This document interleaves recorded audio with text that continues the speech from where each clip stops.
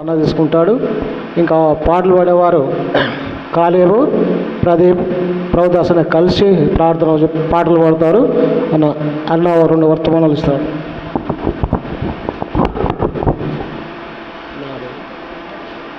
అనంతరం అయిపోగానే Sunday school పిల్లలు విన్నాము. లేదు పిల్లలు అన్నట్టు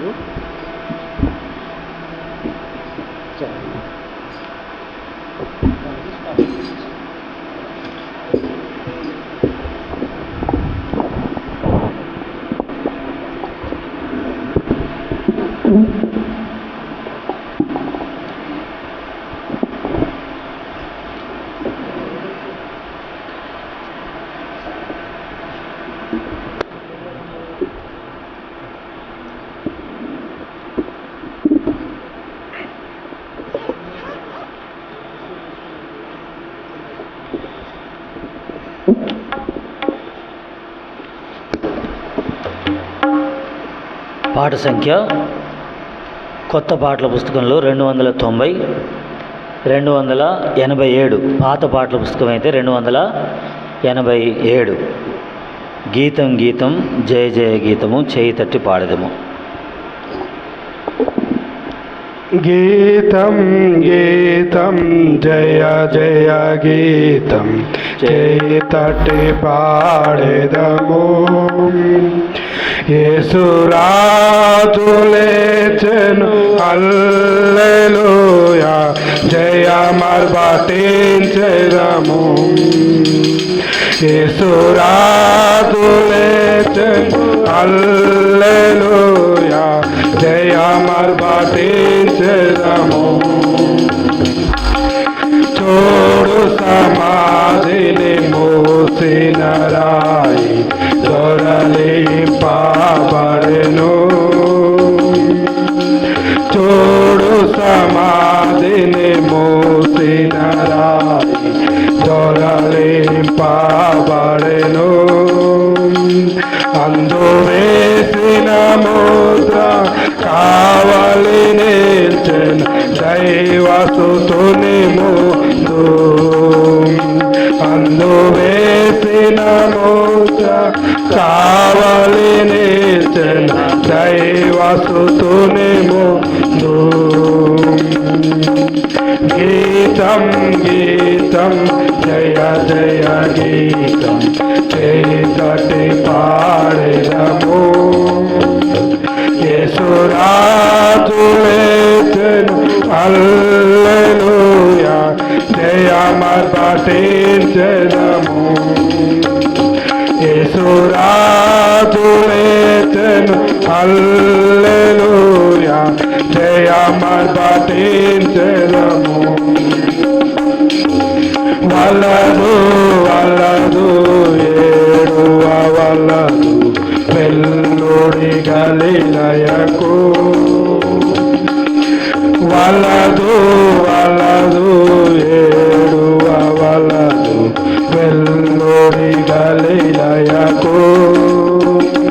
తాను చెప్పిన విధము తిరిగి లేచెను పరుగిడి ప్రకటించుడి.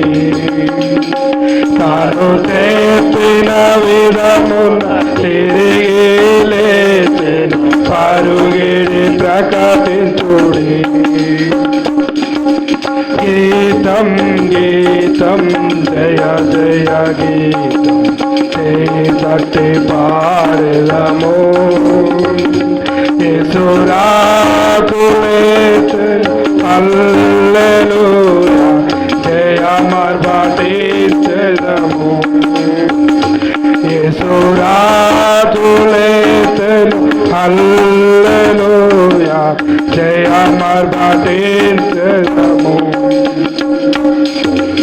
అన్న కయప వారల సభలు అదరుచు పరుగిడిరి. అన్న కయప వారల సభలు అదరుచు పరుగిడిరి. ఇంకా దూతగణముల ధ్వనిని వినుచు వనకుచు భయపడిరి.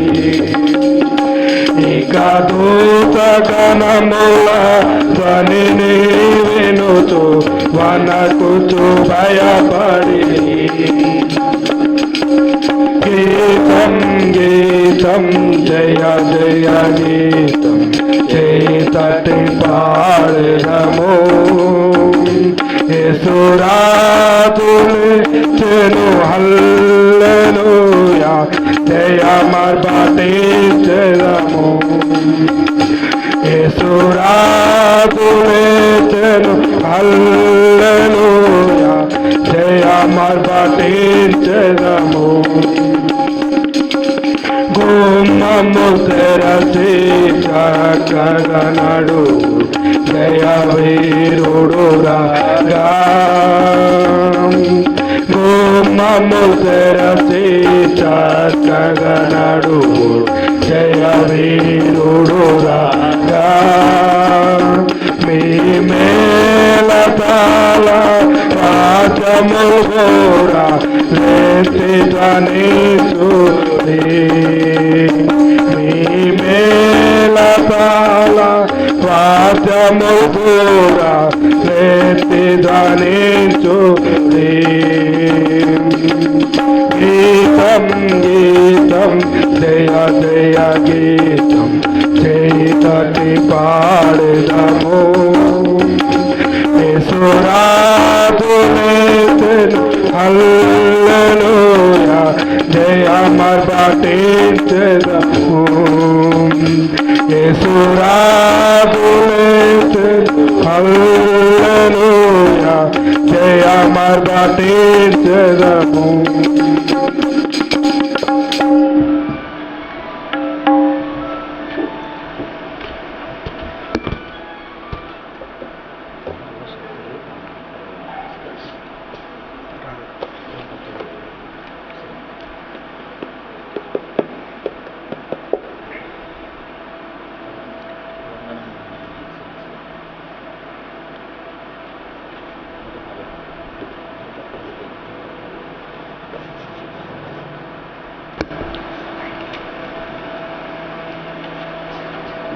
పాట సంఖ్య 115. కొత్త పాటల పుస్తకం అయితే 117. వందనము వందనమేసయ్య 115. వందనము వందనమేసయ్యా వందనము వందనమేసయ్యా అందుకొనుము మా దేవా మాదు వందనమందుకొనుమయ్యా ధరకే తెంచి ధరించితివా నరరూపమును నరలోకములో ధరకే తెంచి ధరించితివా నరరూపమును నరలోకములో మరణములోని మరిలేచిన మరణములోని మరిలేచిన మారని మహిమారాజ నీకిదే వందనమందుకొనుమయ్యా వందనము వందనమేసయ్యా వందనము వందనమేసయ్యా అందుకొనుము మా దేవా మాదు వందనమందుకొనుమయ్యా పాపిని దూచి ప్రేమను చూపి కరుణాకరముచే కల్వరి కడకు పాపిని దూచి ప్రేమను చూపి కరుణాకరముచే కల్వరి కడకు నడిపించి కడు ప్రేమతో కడిగి నడిపించి కడు ప్రేమతో కడిగి కన్నీటిని తోడిచిన నీ ప్రేమకు సాటి లేదిలలోన వందనము ధనమేసయ్యా వందనము ధనమేసయ్యా అందుకొను మా దేవా మాదు వందనమందుకొను మయా ఉదయించితివా నన్ను ధరించితివా దారుణ మరణము ఉదయించితివా నన్ను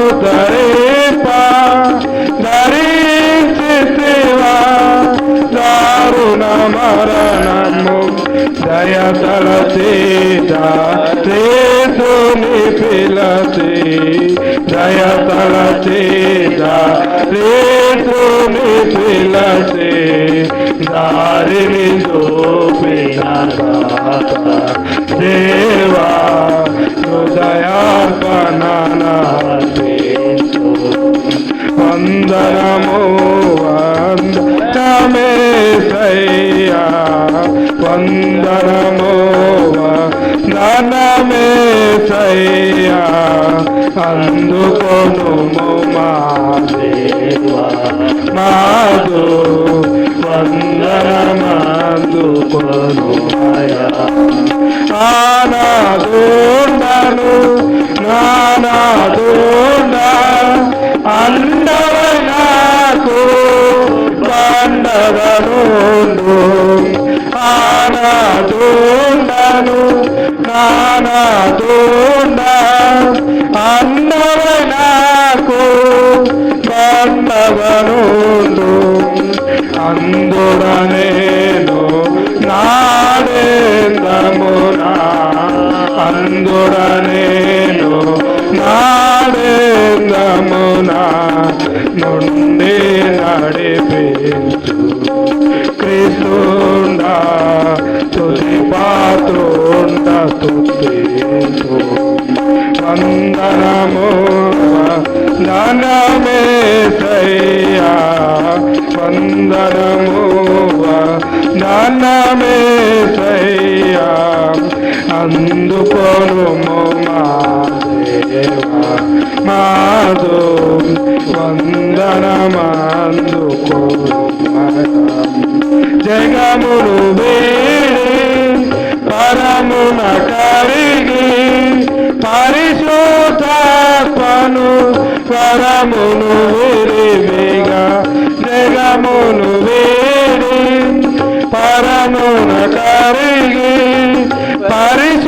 పరిశుద్ధాత్మను పరమును విరివిగా నరులక వరదా ధరలో పోసిన నరులక వరదా ధరలో పోసిన దురితాదూరుడా రాజా నీకిదే నా స్తుతియాగం వందనము ధనమేసయ్యా వందనము ధనమేసయ్యా అందుకొను మా దేవా మాదు వందనమందుకొను మయా పరము నుండి పరిశుద్ధులతో పరిపూర్ణ ప్రభు ప్రభావముతో పరము నుండి పరిశుద్ధులతో పరిపూర్ణ ప్రభు ప్రభావముతో ప్రవిమలుడా ప్రత్యక్షం బగుదు ప్రవిమలుడా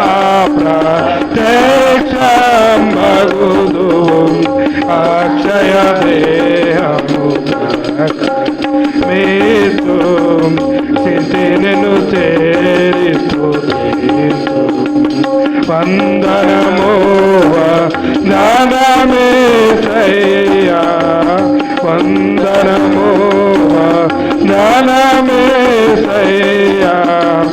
అందుకొనుము మా దేవా మాదు వందనమందుకొనుమయా స్తుతి స్తోత్రార్హుడా పరమ పూజుడా వందనతీతుడా సవలవర్ణుడా స్తుతి స్తోత్రార్హుడా పరమ పూజుడా వందనతీతుడా సవలవర్ణుడా శాస్త్రవర్ణుడా ఏకురవైతివి శాస్త్రవర్ణుడా ఏకురవైతివి ముక్తినిచ్చిన నీకిదే వందనమందుకొనుమయా వందనమేసయ్యా వందనమేసయ్యా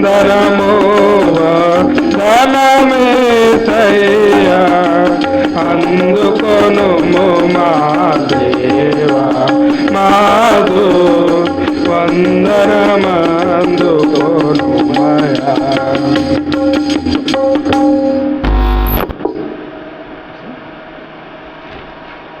పాట సంఖ్య 181, మొదటి చరణము,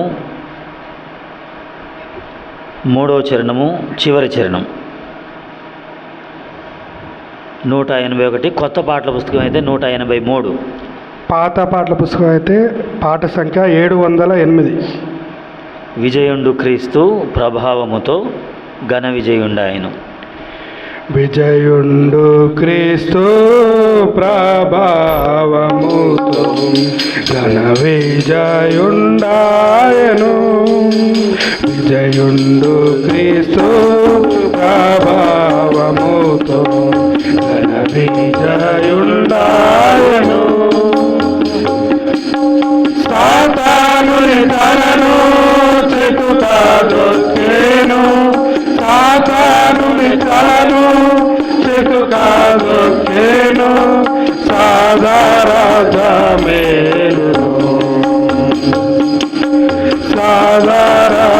సాదరాజమేలును.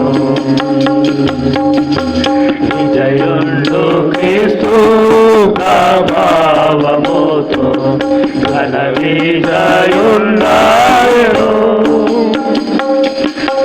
ఓ మరణమాని ముళ్ళు ఎక్కడా, ఓ సమాధిని విజయమెక్కడా. ఓ మరణమాని ముళ్ళు ఎక్కడా, ఓ సమాధిని విజయమెక్కడా. శిలువా శక్తితో విరుగా కొట్టేను. శిలువా శక్తితో విరుగా కొట్టేను. విజయుండు సర్వములో విజయుండు సర్వములో. విజయుండు క్రీస్తు ప్రభావముతో ఘన విజయుండాయను.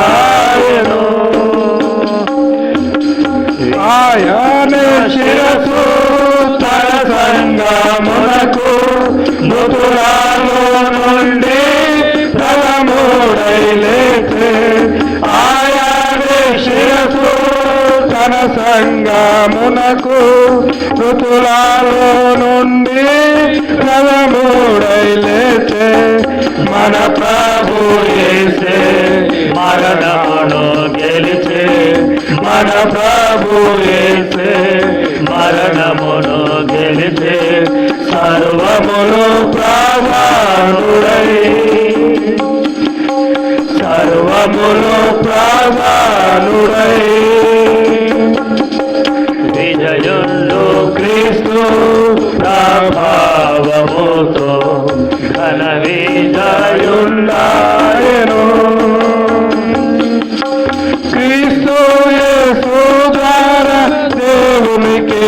స్తుతులు విజయమునిచ్చే తన ద్వారా మనకు క్రీస్తు యేసు ద్వారా దేవునికి స్తుతులు విజయమునిచ్చే తన ద్వారా మనకు అధిక విజయము మనకిచ్చు ప్రభువే అధిక విజయము మనకిచ్చు ప్రభువే అందరిలో అతి శ్రేష్ఠుడు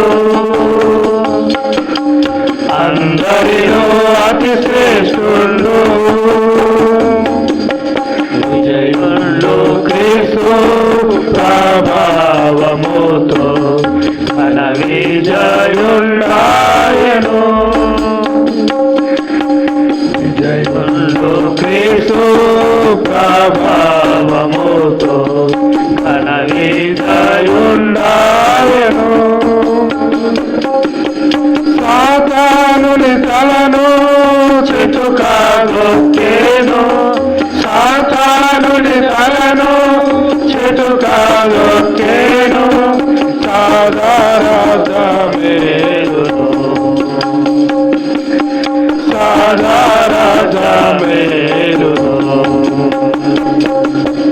విజయుడు క్రీస్తు ప్రభావముతో ఘన విజయుడాయను.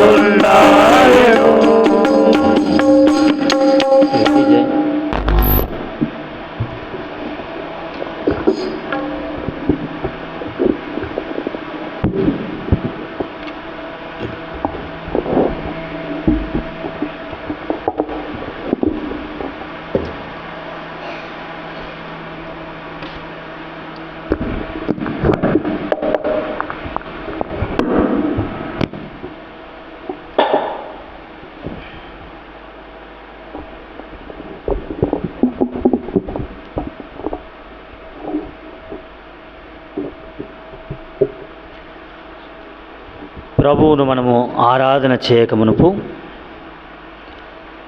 ఈ దినము పునరుత్థాన దినము. యేసు ప్రభువారు తిరిగి లేచిన పునరుత్థాన దినము. ఆ సందర్భముగా ప్రభువును మనము ఆరాధిస్తాం. దేవుని యొక్క వాక్యములో నుండి లూకా సువార్త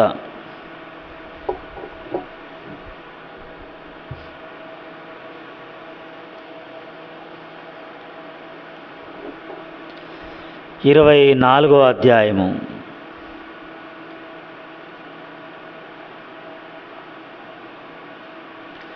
లూకా సువార్త 24వ అధ్యాయము 5, 6 వచనాలు.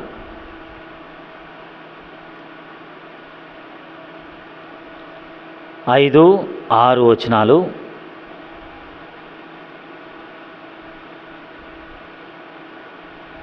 అందరం కలిసి చదువుదాం. వారు భయపడి ముఖములను నేల మోపి ఉండగా వీరు సజీవుడైన వానిని మీరెందుకు మృతులలో వెతుకుచున్నారు? ఆయన ఇక్కడ లేడు, ఆయన లేచి ఉన్నాడు. ఆయన ఇంకా గలిలయలో ఉండినప్పుడు 7 కూడా మనుష్య కుమారుడు పాపిష్టులైన మనుషుల చేతికి అప్పగింపబడి సిలువ వేయబడి 3వ దినమందు లేవవలసి ఉన్నదని ఆయన మీతో చెప్పిన మాట జ్ఞాపకము చేసుకునడని వారితో అనిరి. అపోస్తలుల కార్యములు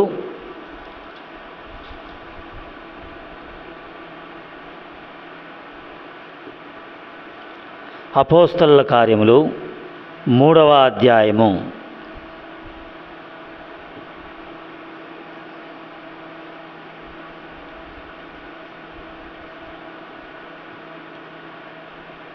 పదిహేనవ వచనము. అందరం కలిసి చదువుదాం. అపోస్తలుల కార్యములు 3వ అధ్యాయము 15వ వచనం.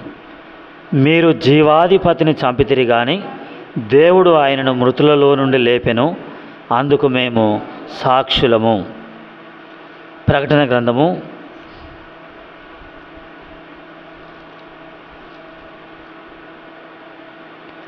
1వ అధ్యాయము.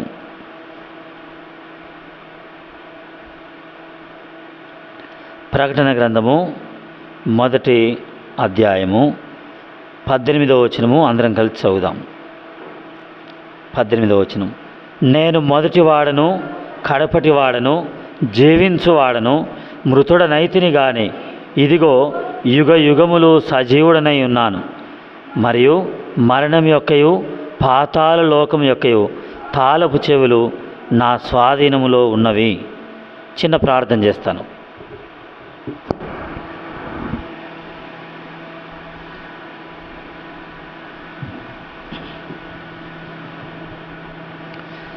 ప్రేమగల తండ్రి, మహోన్నతుడైన ప్రభువా, యేసు క్రీస్తు ప్రభువారు మృతులలో నుండి తిరిగి లేచుట ద్వారా సజీవుడుగాను ప్రభావముతో రూపింపబడి, నిరూపింపబడి, రుజువుపరచబడి ప్రతి దినము ప్రపంచమంతా, ఆకాశము క్రింద, భూమి మీద, పరలోకములో, దూతల ఎదుట అందరిలో అతి శ్రేష్ఠుడుగా ఆరాధించబడుతూ, పూజించబడుతూ, ఘనపరచబడుతున్నటువంటి సజీవుడైనటువంటి యేసు క్రీస్తు ప్రభువారి నామములో మేము కూడా ఆరాధించినట్లు హోరేబులో మోకరింపజేసినందుకు వందనాలు. ప్రభువా, మంచి సమయం ఇచ్చారు, మంచి మందిరం ఇచ్చారు, అలాగున్నే మీ ప్రజలను నడిపించారు. ప్రభువా, ఆరాధించక మునుపు వాక్యములో నుండి మీ స్వరాన్ని వినిపించి మహిమ పొందండి. మీ ప్రజలు మీ సన్నిధికి వస్తూ ఉన్నారు. ప్రభువా, నడిపించండి. అలాగున్నే నేను విడిచి వచ్చిన మిస్పాలో కూడా మీ దాసులను సత్యానందమనను మీ మహిమార్థమై వాడుకొనండి. కావలసిన స్వరమును, ఆరోగ్యమును, ప్రభువా శక్తిని మీరు అనుగ్రహించండి. అయోగ్యుడు నన్ను కూడా మీ ప్రజల మధ్యలో విరిచి కావలసిన మాటలతో నింపి మీ ప్రజలను ఆత్మతో సత్యముతో ఆరాధించుట కొరకు ప్రేరేపించి బలపరచమని యేసు క్రీస్తు ప్రభువారి పరిశుద్ధ నామంలో స్తుతించి ప్రార్థిస్తున్నాము తండ్రి.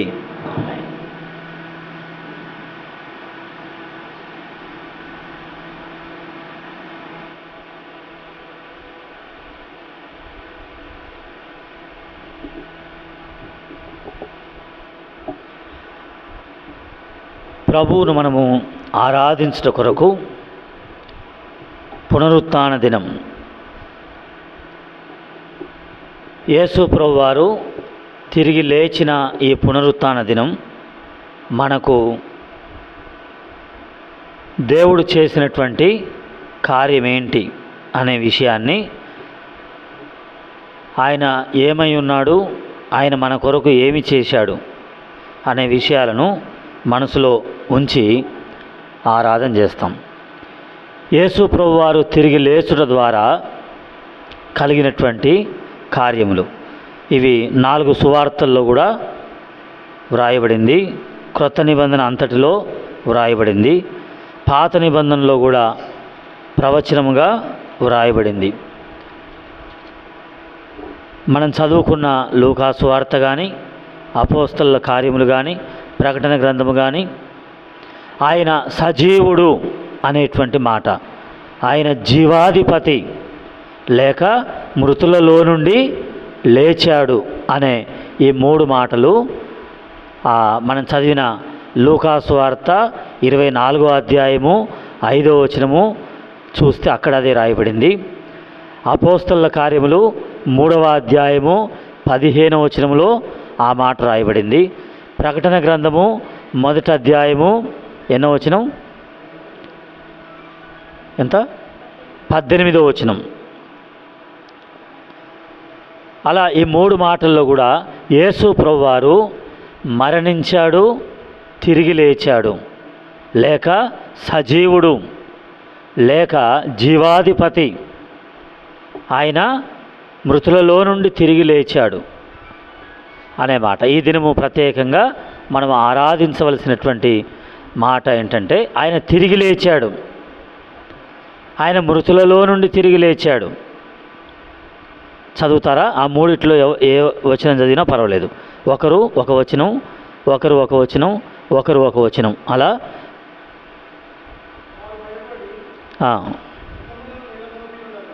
ఇది లూకా సువార్త 24వ అధ్యాయంలో 5వ వచనం చదువుతున్నారు.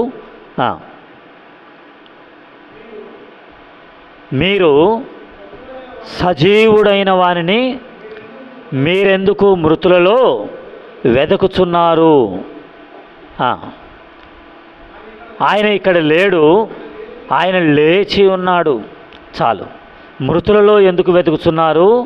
ఆయన సజీవుడు. అంటే లోకమంతా ఎవరు? మృతులు. లోకమంతా ఎవరు? మృతులు. ఆదాము మొదలుకొని మనందరం కూడా ఎవరు? మృతులమే. కానీ యేసు క్రీస్తు ప్రభువారు సజీవుడు. మనల్ని కూడా సజీవంగా తిరిగి లేపాలని, లేక ఆ మృతమైన స్థితిలో నుండి మనల్ని లేపాలని ఆయన తిరిగి లేచాడు. ఇంకొకరు అపోస్తలుల కార్యములు 3:15. కానీ ఇప్పుడు యేసు ప్రభు వారిని మృతులము కాబట్టి ఏం చేశామట? ఆయనని చెప్పండి, మనము చంపివేశాం. ఎవరు చంపింది? ఎవరు? నేనే. అంతేనా? ఆ జీవాధిపతిని, ఆ సజీవుణ్ణి, మరణము ఎరగనటువంటి యేసును, లేక మరణము కూడా ఆయన ముందు ఏం కావాలి? మరణం కూడా ఏం కావాలి? ఆయన ముందు తలదించాల్సిందే. అలాంటి ఆ యేసును మనము చంపాము అంటే అర్థం ఏంటంటే, మన కొరకు చనిపోయాడు, లేక నా కొరకు చనిపోయాడు, లేకపోతే నా మరణాన్ని ఆయన పొందాడు. నా మరణమును, మన మరణమును, నీ మరణాన్ని ఆయన పొందవలసి వచ్చింది. ఆయన ఎవరంటే జీవాధిపతి. ఆయన చావవలసి వచ్చింది, మరణించవలసి వచ్చింది. అయితే మరణించాడు, ఏం చేశాడు? తిరిగి లేచాడు. చాలామంది ఈ దినాల్లో కొన్ని ప్రశ్నలు వేస్తున్నారు. అందులో ఒక ప్రశ్న ఏంటంటే, యేసు ప్రభు దేవుడే కదా, యేసు ప్రభు దేవుని కుమారుడే కదా, ఆయన శిలువ మీద నుండి ఎందుకు దిగలేదు? శిలువ మీద నుండి ఎందుకు దిగలేదు? తనను తాను ఎందుకు రక్షించుకొనలేదు అనే ప్రశ్న వేస్తున్నారు కదా. విన్నారా ఎప్పుడైనా ఇలాంటి ప్రశ్న? అయితే అది అక్కడి వరకే ఆగారు. కానీ యేసు ప్రభు వారు తిరిగి లేచాడు అనే సత్యాన్ని వారు ఎరగలేదు. ఆయన వచ్చింది దేని కొరకు చెప్పండి? ఆయన వచ్చింది దేని కొరకు? మరణించాలి, మరణించి మరణాన్ని జయించి తిరిగి లేవాలి. అందుకొరకు వచ్చాడు. కాబట్టి ఆ శిలువ మీద నుండి ఆయన దిగలేదు. దిగవచ్చు, ఆయన దిగగలడు. ఆయన శిలువ మీద నుండి కిందికి రాగలడు, దాన్ని తప్పించుకోగలడు. అవునా కాదా? తప్పించుకోగలడు. పేతురు అంటాడు కదా, పేతురు ఏమంటాడు? ఈ మాట చెప్పింది కూడా ఆ పేతురు యోహానులే. అయితే ఆ పేతురు అంటాడు, అది నీకు దూరమవునుగాక అంటాడు. ఏది? శిలువ మరణం నీకు దూరమవునుగాక అంటాడు. అంటే అప్పుడు యేసు ప్రభువు వారు ఏమంటాడు? మత్తయి సువార్త 16వ అధ్యాయము 20వ వచనమా చూడండి. మత్తయి సువార్త 16వ అధ్యాయము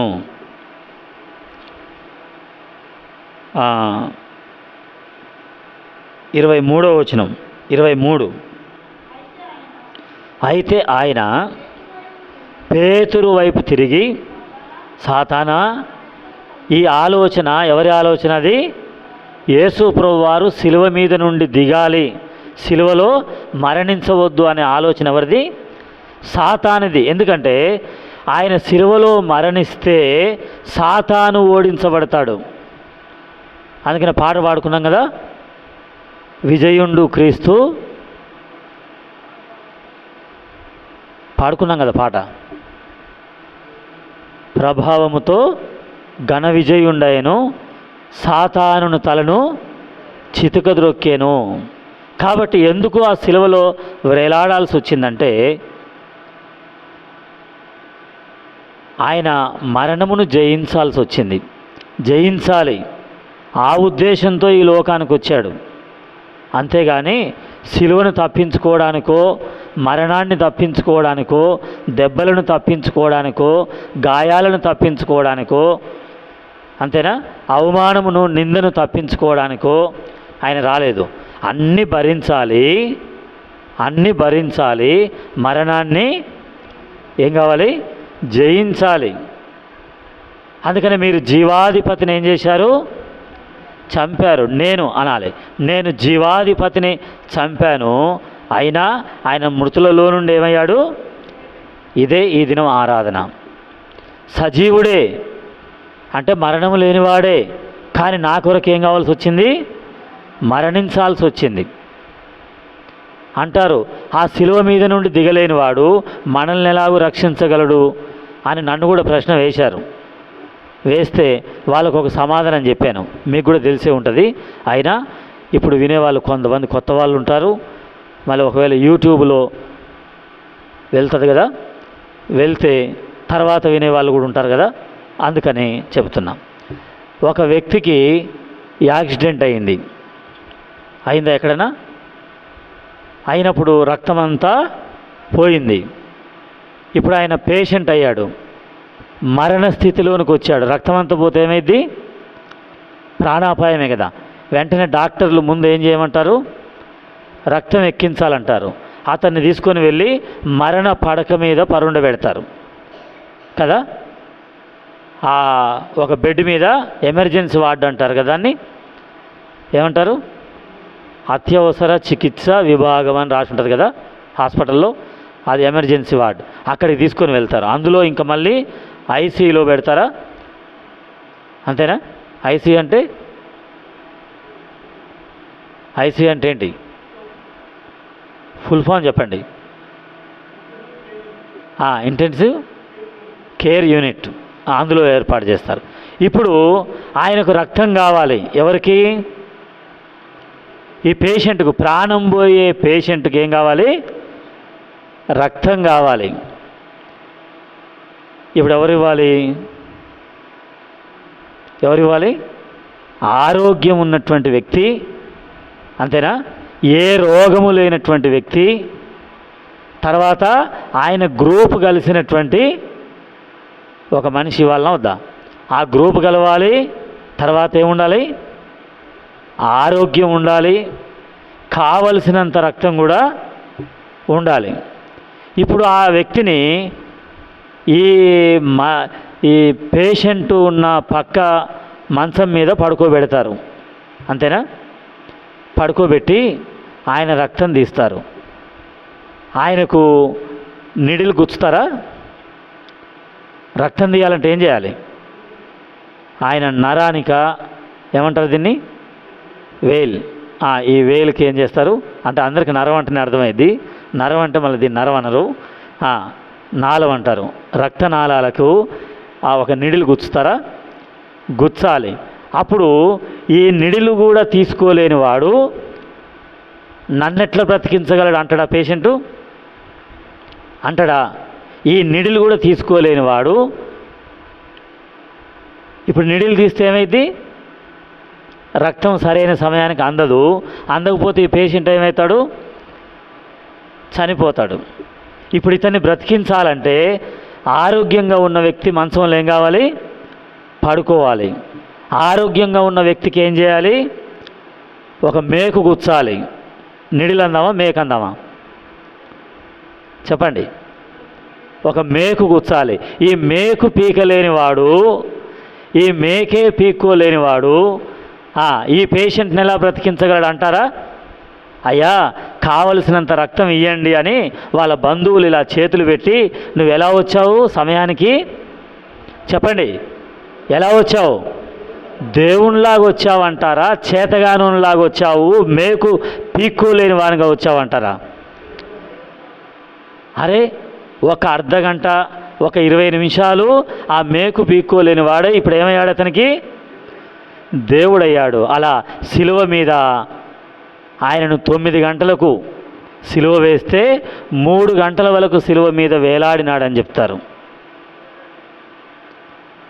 అంతసేపు ఆయన తీయగలడు, మేకును తీయగలడు, కాళ్ళకున్న మేకులు, చేతులకున్న మేకులు తీయగలడు. కానీ ప్రపంచంలో ఉన్న మానవాళి అందరికీ కలిసే గ్రూప్ ఉన్న బ్లడ్ ఏదంటే యేసుది మాత్రమే, అందరికీ సరిపోయేది. తర్వాత పాపము లేనటువంటి బ్లడ్ కావాలి. ఎవరిది ఉంది పాపము లేనిది? యేసుది మాత్రమే. అందుకని ఆయన మంచం మీద ఉండాల్సి వచ్చింది. అంతేకాదు 2 కిడ్నీలు ఫెయిల్ అయినాయి ఒక ఆయనకు, ఇంకొక ఆయన ఏమి ఇవ్వాలి? కిడ్నీ ఇవ్వాలి. ఈ 2 కిడ్నీలు ఫెయిల్ అయిన ఆయన మంచం నుంచి లేవలేడు. ఈ ఒక్క కిడ్నీ ఆయనకు దానం చేసేట ఆయన ఎక్కడ పడుకోవాలి? మంచం మీద బోర్లో పడుకోమంటే బోర్లో పడుకోవాలి, సైడ్ తిరిగి పడుకోమంటే సైడ్ తిరిగి పడుకోవాలి. చాకు తీసి ఆయన నడుము మీద ఘాటు పెడితే మౌనంగా ఉండాలి. ఆ చాకు కూడా పీకలేనివాడు నన్నెట్లా రక్షిస్తాడని అంటాడా? అయ్యా, సమయానికి దేవునిలాగా వచ్చావు, నీ నడుము గోయించుకున్నావు, నీ కిడ్నీ గోయించుకున్నావు. ఇప్పుడు ఈయన కొరకు ఈయన ఎన్ని రోజులు పేషెంట్ కావాలి? ఎన్ని రోజులు? ఇప్పుడు ఈ పేషెంట్ను బ్రతికించాలంటే, ఆరోగ్యంగా ఉన్న పేషెంట్ ఎన్ని రోజులు పేషెంట్ కావాలి చెప్పండి? కనీసము 1 నెల రోజులైనా పేషెంట్ కావాలి కదా. అయితే కానీ అతనికి గాయమైతే కానీ, అతన్ని చాకుతో కోస్తే కానీ, అతన్ని పొడిస్తే కానీ, అతనిలో నుండి కిడ్నీని కట్ చేసి తీస్తే కానీ ఈ కిడ్నీ పేషెంట్కి ఏం రాదు చెప్పండి? ఆరోగ్యం రాదు, జీవం రాదు, ప్రాణము రాదు, ఆయుష్ రాదు, ఇంకా ఆయుష్ పొడిగించబడదు. అలాంటిది మనకు నిత్య జీవం ఇవ్వాలి. అదే ప్రకటన 1:18 చదవండి. నేను మొదటివాడను కడపటివాడను అంటే అర్థం ఏంటంటే, మొదటి మనుషుడు ఎవరు? మొట్టమొదటి మనిషి ఎవరు? ఆదాము. కడపటివాడంటే ఎవరు చెప్పండి? ఈ భూమి అంతమయ్యేటప్పుడు ఎవరైతే జీవిస్తారో, ఒకవేళ ఇప్పుడే అంతమైతే మనం, ఇంకా కొన్ని సంవత్సరాల తర్వాత అంతమైతే అప్పుడు జీవించేవాళ్ళు. వాళ్ళ వరకు సరిపోయినటువంటి రక్తము, వాళ్ళ వరకు సరిపోయినటువంటి పాపము లేని నిర్దోషమైనటువంటి రక్తం గారవాలంటే ఆదిలో ఉన్నవాడు కావాలి, అంతములో ఉన్నవాడు కావాలి. అంతేనా? ఏమన్నాడు అక్కడ? మొదటివాడను అంటే ముందు నుండి ఉన్నవాడను, కడపటి నుండి ఉన్నటువంటి వాడను, లేక కడపటి వరకు ఉండేవాడను. అలాంటి నేను ఎవరట? జీవించువాడు. ఏ మానవుడైనా ఏం కావాలి? మరణించాల్సిందే. కానీ యేసు మాత్రమే ఎవరు? జీవించువాడు, సజీవుడు.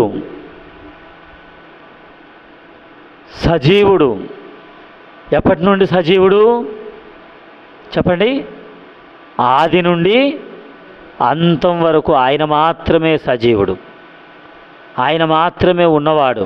అందుకనే మృతుడనైతిని కానీ ఇదిగో యుగ యుగములు సజీవుడనై ఉన్నాను. అలా ఆది నుండి నేటి వరకు రాబోయేటువంటి ఆ యుగాంతం వరకు సజీవుడుగా ఉన్నది ఒక్క యేసు మాత్రమే, ఒక్క యేసు క్రీస్తు ప్రభువారు మాత్రమే. అది ఆ దూతలు చెప్తున్నారు, అది అపోస్తలు చెప్తున్నారు, స్వయంగా యేసు ప్రభువారే ఇక్కడ చెప్తున్నాడు, నేనే. అలా ఈ సత్యాన్ని ఎరిగి నేనెవరిని చెప్పండి? ఎవరిని? మృతుడను. యేసు ఎవరు? సజీవుడు. ఏం కావాల్సి వచ్చింది? మృతుడు కావాల్సి వచ్చింది. ఎవరి కొరకు? మృతుడనైనా నా కొరకు. ఏం కావాల్సి వచ్చింది? ఆయన మృతుడు కావాల్సి వచ్చింది. నన్నేం చేయాలి? సజీవునిగా చేయాలి. కాబట్టి ఆయన ఏం చేయాల్సి వచ్చింది? మృతుడై మళ్ళీ ఏం కావాలి? సజీవుడుగా. అలా ఆయన మృతి ద్వారా, ఆయన మరణము ద్వారా ఆయన ఏం చేశాడు అంటే, మృతుడనైన నన్ను సజీవునిగా చేయడానికి. నేను ఎలా మృతున్నయ్యాను? నేను ఎలా మృతుణ్ణి? రోమిలకు రాసిన పత్రిక 5వ అధ్యాయము 13 నుండి, రోమిలకు రాసిన పత్రిక 5వ అధ్యాయము 13 నుండి. ఏలైనగా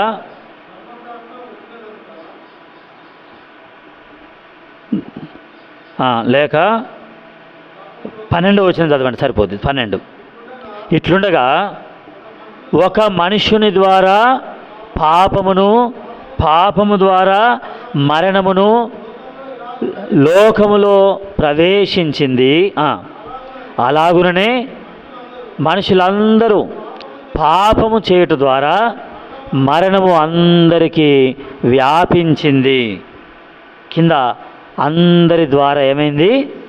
వ్యాపించింది. అంటే ఒకరి ద్వారా ఒకరికి. కరోనా ఏమైంది? ఆ రోజుల్లో ఏమైంది?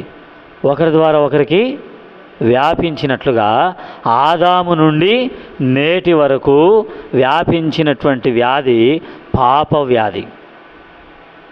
పాపం అనేటువంటి వైరస్, పాపం అనేటువంటి మరణ క్రిమి, అది నేటి వరకు కూడా అందరిలో వ్యాపిస్తూనే ఉంది.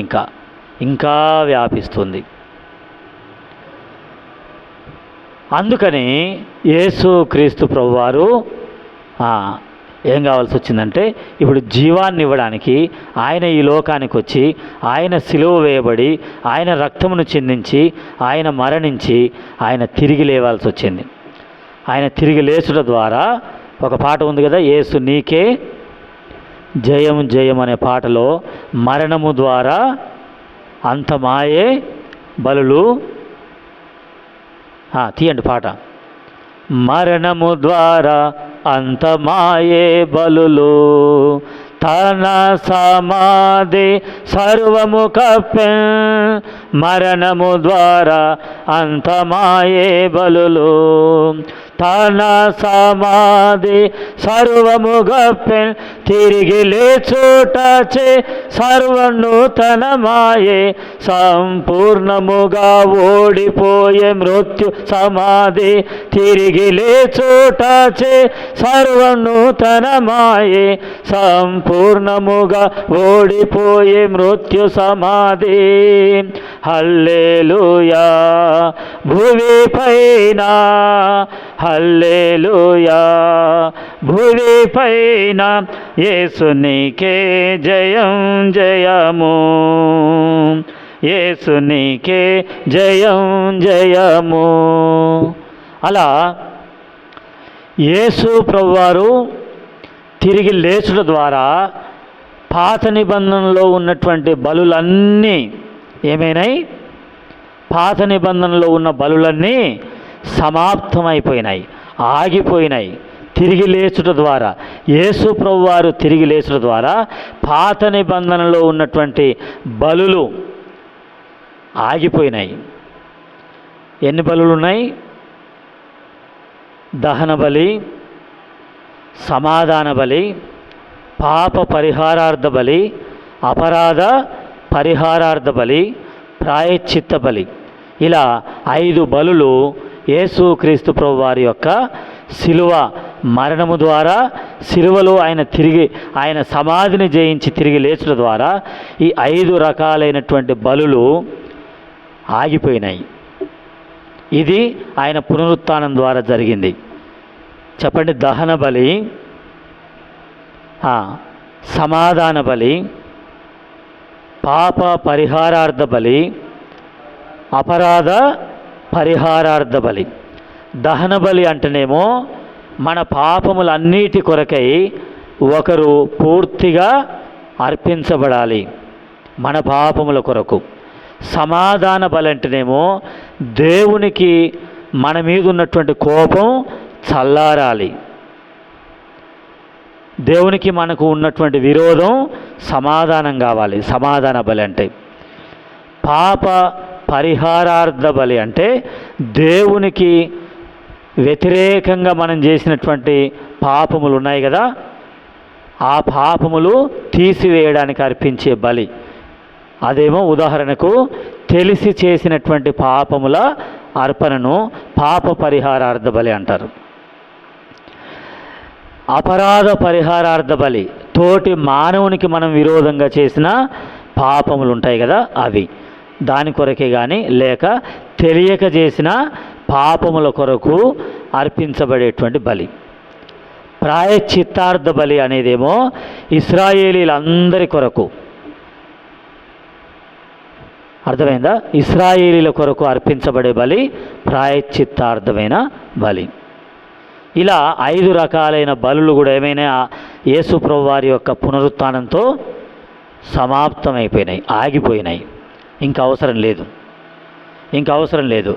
యేసు ప్రభువా, పాపము చేత మృతుడనైన నేను ఆ మృతమైన స్థితిలో నుండి తిరిగి లేవడానికి, నా కొరకు నా మరణాన్ని, నా పాపమును, నా మరణాన్ని ఆ సిలువలో భరించి మరణించి ప్రాయశ్చిత్తము చేసి సమాధి చేయబడి తిరిగి లేచుట ద్వారా నేను అర్పించాల్సిన ఆ బలులు సమాప్తం చేసినందుకు వందనాలు అని చెప్తే అది ఈ దినం పునరుత్థానపు ఆరాధన. అలా బలులు ఆగిపోయినాయి. రెండవది మత్తయి సువార్త 28 మొదటి వచనం. మత్తయి సువార్త 28 మొదటి వచనం.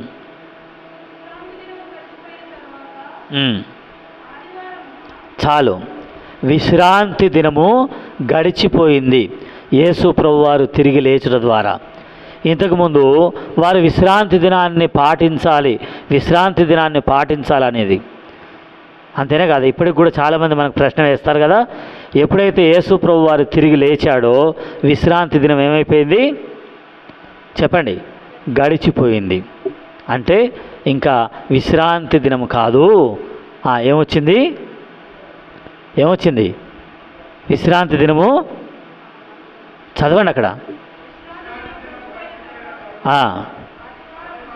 చాలు.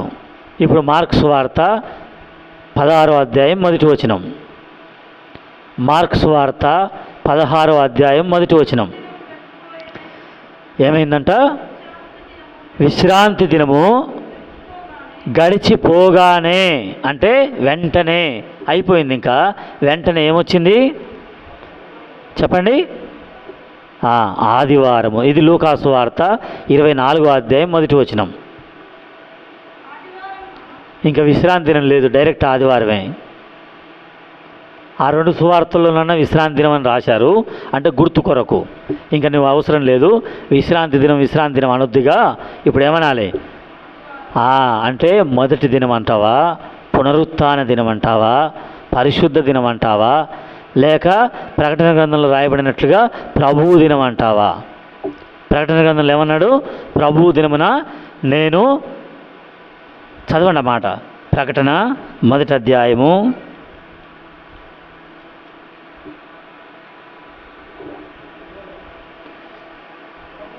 10వ వచనం.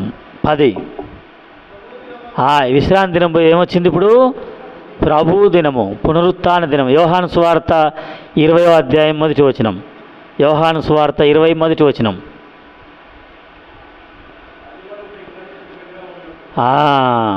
ఆదివారమున, ఇంకా విశ్రాంతి దినం అని రాయట్లేరు, ఆదివారమున అని రాశారు.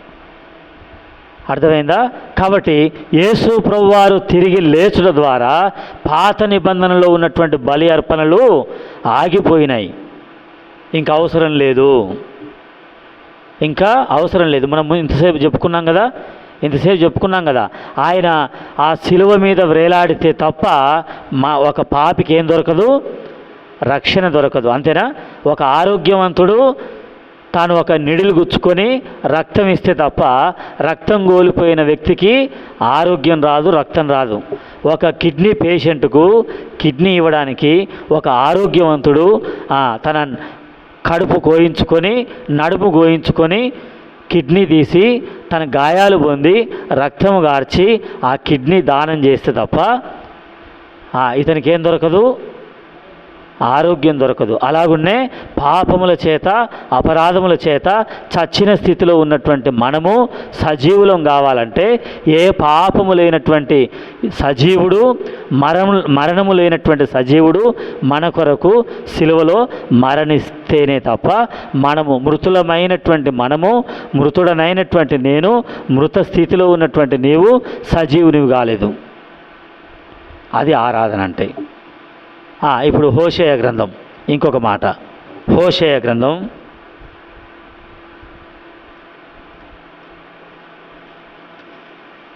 13వ అధ్యాయము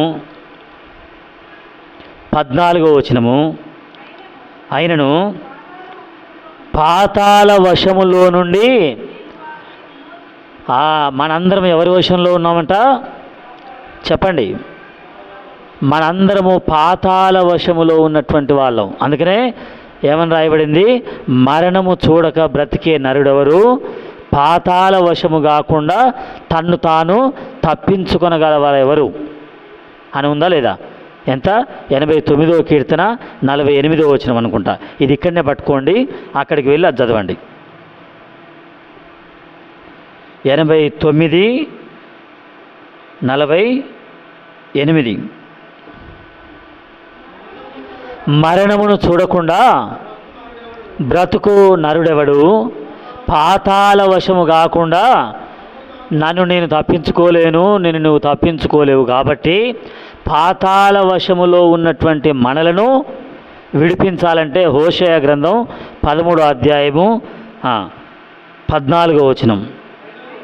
ఆయనను పాతాళ వశములో ఉండి, ఆ పాతాళ వశములో నుండి నేను వారిని విమోచించాలంటే ఏం చేయాలట? మృత్యువు నుండి వారిని రక్షించాలి. ఓ మరణమా నీ విజయం ఎక్కడ? ఇంతకాలం మరణం ఏం చేసింది? మానవుణ్ణి జయించింది. ఆ మరణాన్ని ఏం కావాలి ఇప్పుడు? ఒకరి జయించాలి. అర్థమైందా? ఉదాహరణకు క్రికెట్ ఆట అంటే కొంతమందికి ఇష్టం ఉంటుంది. ఇష్టమా కష్టమా? క్రికెట్ ఆట అంటే కొంతమందికి ఇష్టం కదా, చాలామందికి ఇష్టం. ఎన్ని దేశాలు ఆడతాయి? ఒక 10 దేశాలు ఆడతాయి కదా, ఒక 20 దేశాలు ఆడతాయి కదా. చూశారు ఎప్పుడన్నా? చెప్పండి. విన్నారా?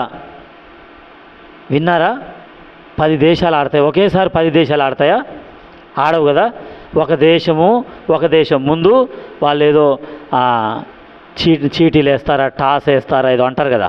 అలా ముందు 2 దేశాలు ఆడతాయి. అందులో ఒక దేశం ఓడిపోతుంది, మళ్ళీ ఇంకొక దేశం వస్తుంది, మళ్ళీ అందులో ఇదో అదో ఓడిపోతుంది. అలా వచ్చి ఆఖరికి ఎన్ని మిగులుతాయి? 2 మిగులుతాయి అనుకోండి. ఆ రెండింటిలో ఏదో ఒకటి ఏమవుతుంది? గెలిచినట్టుగా. ఆదాము దగ్గర నుండి ఆదాము ఒకవైపు, మరణం ఒకవైపు, ఆదాము ఒకవైపు, మరణం ఒకవైపు, అలా వరుసగా అందరూ ఆడుకుంటూ వచ్చారు. అందరూ ఓడిపోయి మరణం ఒకటే గెలుస్తుంది ప్రతిసారి. కానీ యేసయ్య దగ్గరికి వచ్చేసరికి, ఓ మరణమాని విజయమెక్కడా? ఓ మరణమాని ముళ్ళు ఎక్కడా? ఓ మరణమాని విజయమెక్కడా?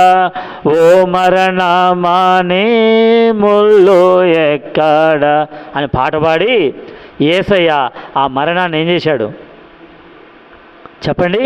ఆఖరికి ఈ అన్ని దేశాలతో ఆడి చివరికి వచ్చినాక ఒక్క దేశంతో ఈ జట్టు ఏమైపోయింది చెప్పండి? ఓడిపోయినట్లుగా. అందరినీ ఓడించుకుంటూ వచ్చిన మరణం యేసయ్య దగ్గరికి వచ్చిన తర్వాత ఏమైపోయిందంటే చెప్పండి? ఏమైపోయింది? దాన్ని ఓ క్రికెట్ భాషలో చెప్తే ఏమంటారు? అందుకని మరణ భాషలో అయితే, ఓ మరణమా నీ విజయం ఎక్కడా? ఓ మరణమా నీ ముళ్ళెక్కడా? నీ ముళ్ళెక్కడా అని వెంటనే యేసయ్య ముందు మరణము, సమాధి, పాతాళము ఓడిపోయింది. అలా పాతాళ వశంలో ఉన్నటువంటి మనల్ని విమోచించడానికి ఆయన మరణపు ముళ్ళును విరిచివేశాడు. పాత నిబంధనలో ఉన్న ఆ ప్రవచనాలను నెరవేర్చాడు. ఇంకా యెషయా గ్రంథము 25వ అధ్యాయము 8వ వచనంలో వ్రాయబడింది. సమయం అయిపోయింది కాబట్టి మరెన్నడూ ఉండకుండా మరణమును ఆయన ఏం చేశాడు? యెషయా 25:8. యెషయా 25:8 ఉందా? మరణము ఆయన ఏం చేసి అందరినేమో మరణం ఏం చేస్తుంది చెప్పండి? అందరినీ మరణం వచ్చి ఏం చేసింది? మింగివేస్తే ఆ మరణము యేసయ్యను కూడా మింగివేయడానికి దగ్గరికి వస్తే ఆ మరణాన్ని యేసయ్య ఏం చేశాడు? మింగివేశాడు. మరణాన్ని ఇంకేం చేశాడో చూడండి. తిమోతికి రాసిన పత్రిక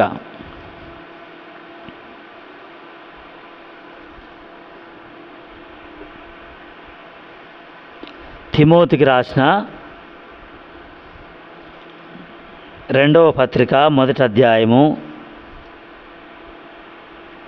10వ వచనము చివరిలో చూడండి. ఆ క్రీస్తు యేసు మరణమును ఏం చేశాడు?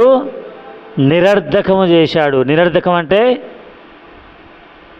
దానికి ఫుల్ స్టాప్ పెట్టేశాడు, ఇంకా లేక దాన్ని కొట్టివేశాడు, లేక దాన్ని నిర్వీర్యం చేశాడు, దాన్ని అర్థము లేకుండా చేశాడు, లేక దాన్ని ఉపయోగించకుండా, లేక దాన్ని ఉపయోగంలో లేకుండా చేశాడు. ఇంకా మరణం అనేది భయం లేకుండా చేశాడు.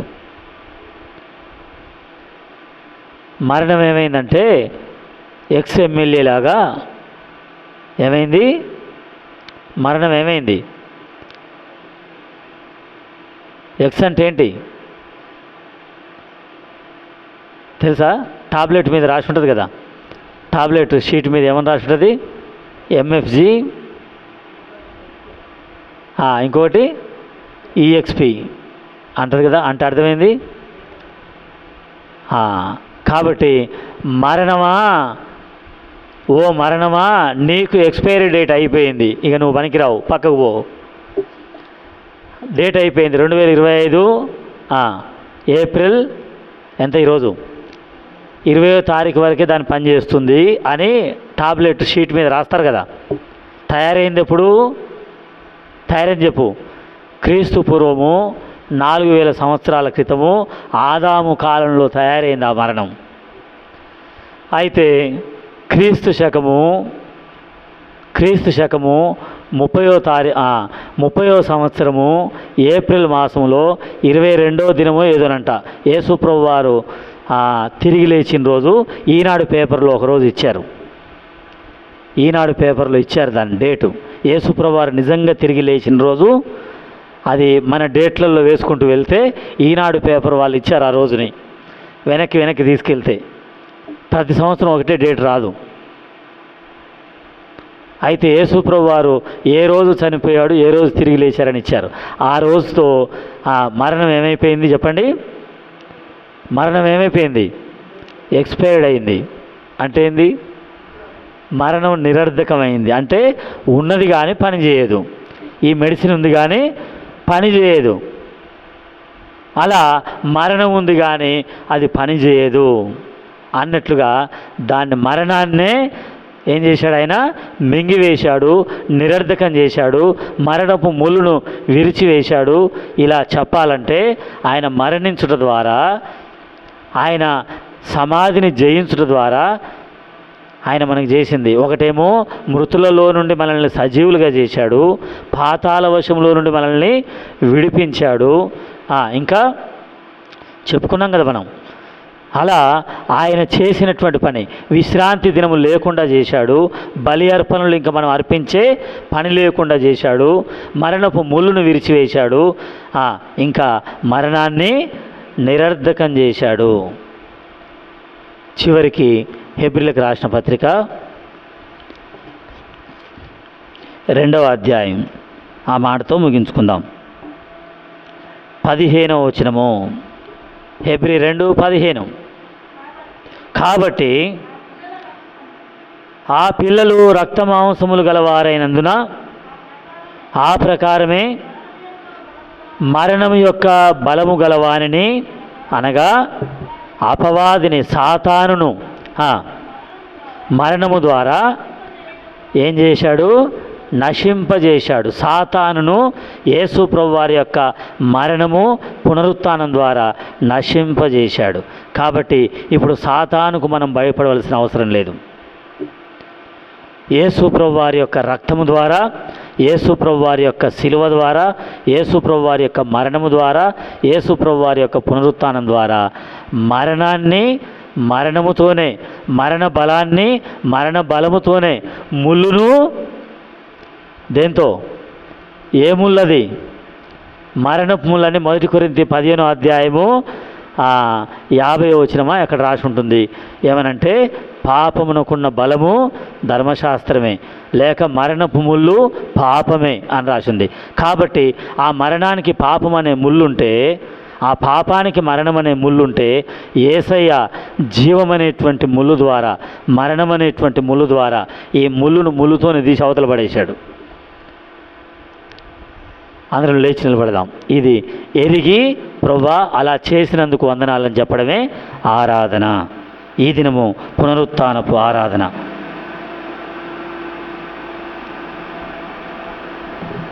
రండి, పాట పాడేవాళ్ళు రండి, పాట పాడేవాళ్ళు రండి. సండే స్కూల్ పిల్లలు ఉన్నట్లయితే సండే స్కూల్కి వెళ్ళండి పాట పాడే సమయంలో.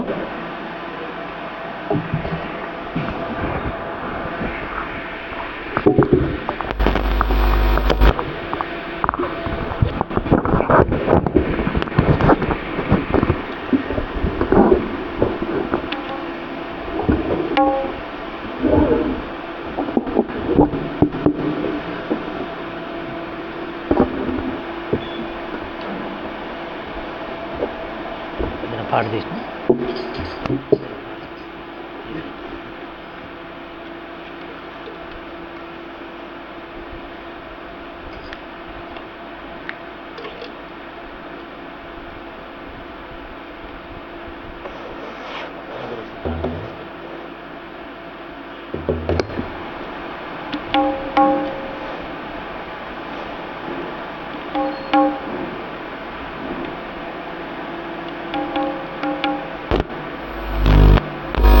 పాట సంఖ్య 191. క్రొత్త పాటల పుస్తకం అయితే 193 తంబుర సితారతో అనే ఆ పాటలో కొన్ని చరణాలు మాత్రమే పాడతాం. ఇంకా పాత పాటల పుస్తకం అయితే పాట సంఖ్య 780. మొదటి చరణము, రెండవ చరణము, ఆ తర్వాత 4వ చరణం, అంతే 3 చరణాలే పాడతాం. లేక మొదటి 2 చరణాలు పాడినా చాలు. సమయం ఎక్కువైంది కాబట్టి, సమయం లేనందుకు 2 చరణాలు మాత్రమే. తంబుర సితారతో మా ప్రభుని ఆరాధించెదము. తంబుర సితారతో మా ప్రభుని ఆరాధించెదము. తన నివాసముగా మము సృష్టించిన, తన నివాసముగా మము సృష్టించిన నాథుని పొగడెదము.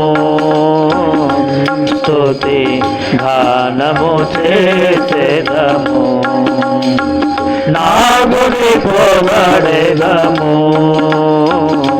స్తుతి గానము చేసెదము.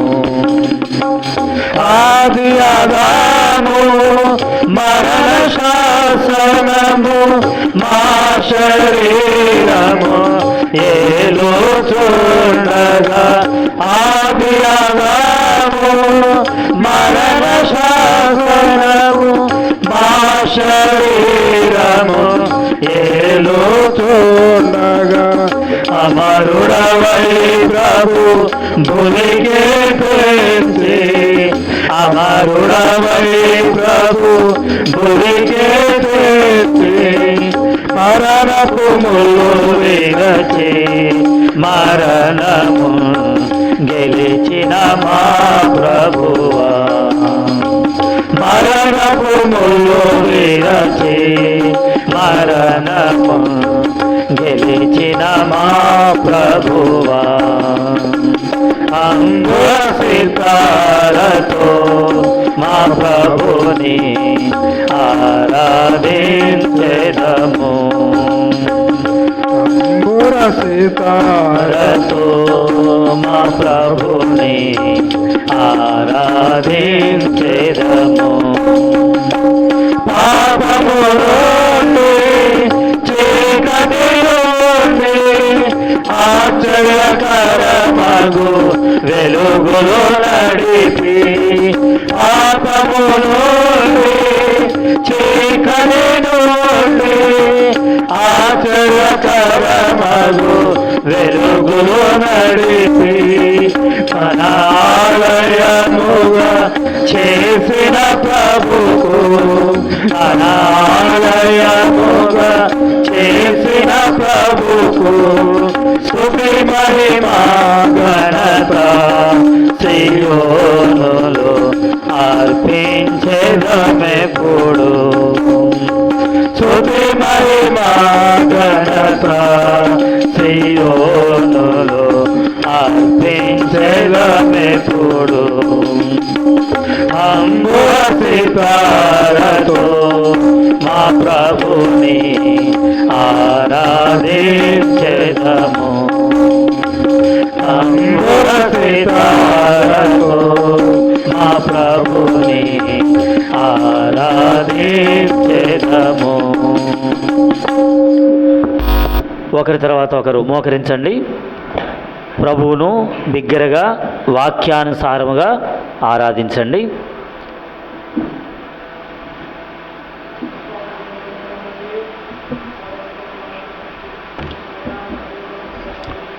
సువార్త 24వ అధ్యాయము 30-31 వచనాలు. 30వ వచనము 31వ వచనము అందరం కలిసి ఆయన వారితో కూడా భోజనం కూర్చున్నప్పుడు ఒక రొట్టెను పట్టుకొని స్తోత్రం చేసి దాన్ని విరిచి వారికి పంచిపెట్టగా వారి కన్నులు తెరవబడి ఆయన గుర్తుపట్టి అంతటా ఆయన వారికి అదృష్టుడాయను.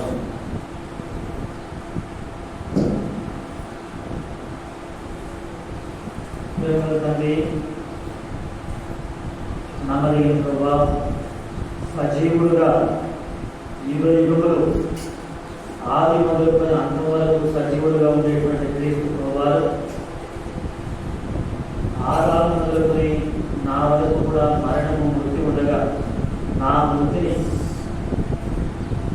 అనుభవించడానికి లేక నా మృతి నుండి నన్ను విడిపించడానికి, పాతాళ వశంలో నన్ను విడిపించడానికి, నేను అర్పించవలసిన బలులను సమాప్తం చేయడానికి, నాకు రక్షణ విమోచన ఇవ్వడానికి, ప్రభా నా మరణం మునులు విడవడానికి, మరణమును మింగివేసి మరణం నిరర్ధకముగా చేసి నాకు నిత్య జీవం ఇవ్వడానికి, నా కొరకే తగ్గించుకొని వచ్చి శిలువపై అప్పగించబడి రక్తమును చెందించి మరణించి సమాధి చేయబడి సజీవుడుగా తిరిగి లేచినటువంటి యేసు క్రీస్తు ప్రభువారి ద్వారా మీ నామమును మహిమపరచునట్లుగా నన్ను కోరుకుని ఏర్పరచుకుంటున్నాను.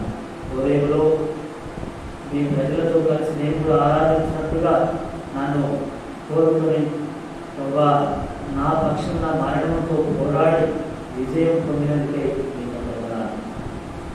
త్వరగా రానిటువంటి తండ్రి, సిద్ధపాటుగా రొట్టె ద్రాక్షరసము కూడా ఇచ్చి ఆత్మీయ మనోరథను వెలిగించేటువంటి దేవుడుగా మీరుండి నన్ను బలపరుస్తూ ఉన్నందుకే వందనాలు.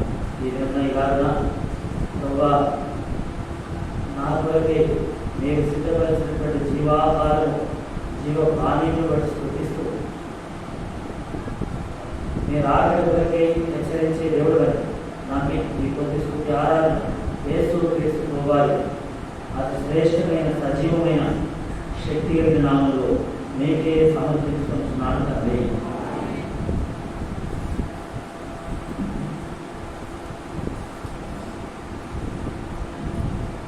పునరుత్థాన ఆరాధించినటువంటి మనం పునరుత్థాన యేసు ప్రభువారు ఆ దినాల్లో యేసు ప్రభువారు వారి యొక్క మనోనేత్రములను వెలిగించి వారికి దర్శనమిచ్చి వారితో మాట్లాడి తాను సజీవులుగా బయలుపరుచుకున్నటువంటి ఆ సందర్భాన్ని మనం చదువుతున్నాం. ఈ పునరుత్థానం కొన్ని విషయాలు మనలా మనము ధ్యానించాలి. ఇశ్రాయేలీయులకు కొన్ని పండుగలు ఉంటాయి. ఇశ్రాయేలీయులకు ఉన్నటువంటి పండుగలు ప్రభువైన యేసు క్రీస్తు వారు నెరవేర్చారు, ఇంకా నెరవేర్చబోతున్నాడు. ఇశ్రాయేలీయులకు 7 పండుగలు ఉన్నాయి. ఎన్ని పండుగలు? నాకు వినపడండి. 7 పండుగలు ఉన్నాయి. అందులో యేసు ప్రభువారు 4 పండుగలు నెరవేర్చాడు. ఇంకా వాళ్ళు ఆ 4 పండుగలు చేయవలసిన అవసరం లేదు. ఇంకా మిగిలినవన్నీ 3 పండుగలు ఉన్నాయి. ఆ 3 పండుగలు యేసు ప్రభువారి యొక్క 2వ రాకడలో నెరవేర్చబడతాయి. ఇశ్రాయేలీయులకు ఉన్నటువంటి 7 పండుగలు లేవియా కాండము 23వ అధ్యాయం, ఆ ఒక్క అధ్యాయంలోనే 7 పండుగలు రాయబడ్డాయి. ఆ 7 పండుగలు కూడా యేసు ప్రభువారి యొక్క జీవితం లేక యేసు ప్రభువారు చేసినటువంటి పని. అందులో మొదటి 2 పండుగలు మనం ప్రతి ఆదివారం చేస్తున్నాం. చూడండి, వారికి ఉన్నటువంటి పండుగలు లేవియా కాండం 23వ అధ్యాయము 5వ వచనం.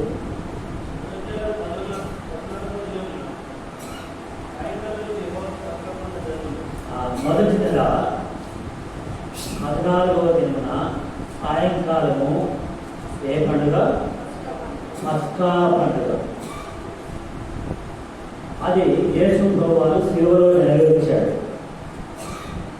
శిలువలో యేసు ప్రభువారు నెరవేర్చాడు. యేసు ప్రభువారు శిలువలో చేసిన 5 రకాలైన బలులు ఈ ఒక్క పండుగలో ఉన్నాయి. 5 బలులు చెప్పుకున్నాం కదా, గుర్తున్నాయా? అవి లేవియా కాండం 1వ అధ్యాయము నుండి 7వ అధ్యాయం వరకు ఆ 5 రకాలైనటువంటి బలులు. లేవియా కాండంలో 23 అధ్యాయాలు కూడా ఆ బలుల గురించి రాయబడ్డాయి. శిలువలో యేసు ప్రభువారు నెరవేర్చాడు. ఏంటంటే దహన బలి నెరవేర్చాడు, సమాధాన బలి నెరవేర్చాడు, పాప పరిహారార్థ బలి నెరవేర్చాడు, అపరాధ పరిహారార్థ బలి నెరవేర్చాడు. ప్రాయశ్చిత్తంగా కృతజ్ఞత బలి అంటారు దాన్ని, ఆ బలిని కూడా నెరవేర్చాడు. ఇప్పుడు అది పస్కా పండుగ. అందుకనే క్రీస్తు అనే పస్కా అని మొదటి కొరింథీయులకు రాసిన మొదటి పత్రిక 5వ అధ్యాయము.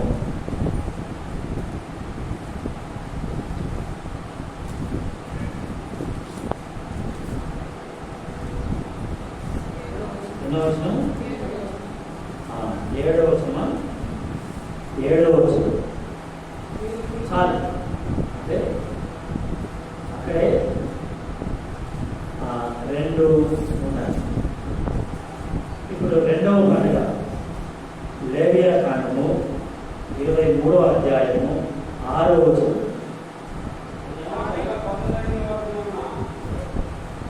ఏంటంట? 15వ దినమున పులియని రొట్టెల పండుగ చేయాలి. పులియని ఆ మొక్కని మొక్కని రొట్టెల పండుగ, దీనినే పులియని రొట్టెల పండుగ అంటారు. ఇది పస్కా పండుగ, తర్వాత పులియని రొట్టెల పండుగ, మొక్కని రొట్టెల పండుగ. ఈ రెండింటిని కలిపారు. లూకా సువార్త 22వ అధ్యాయము మొదటి వచనం, అదే మొదటి కొరింథీ 5వ అధ్యాయము 7వ వచనం.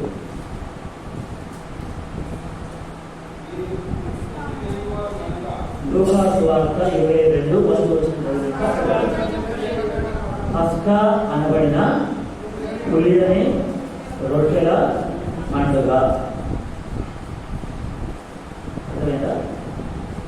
పస్కా పండుగ యేసు ప్రభువారి యొక్క శిలువ బలియాగానే గుర్తు. శిలువలో యేసు ప్రభువారు పస్కా ఆచరించాడు లేక నెరవేర్చాడు. పస్కా అనే మాటకు ఇంగ్లీష్లో ఏముంది?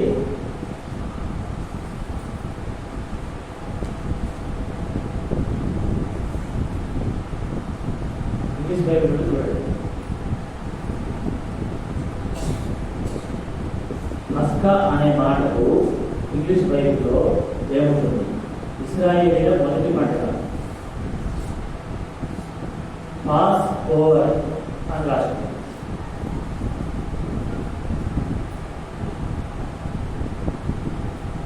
అది లేవియా కాండము 23:5 వచనం చూడవచ్చు, లేక నిర్గమన కాండము 13వ అధ్యాయం చూడవచ్చు. 12వ అధ్యాయం 13వ అధ్యాయంలో ఆ మాట రాస్తుంది.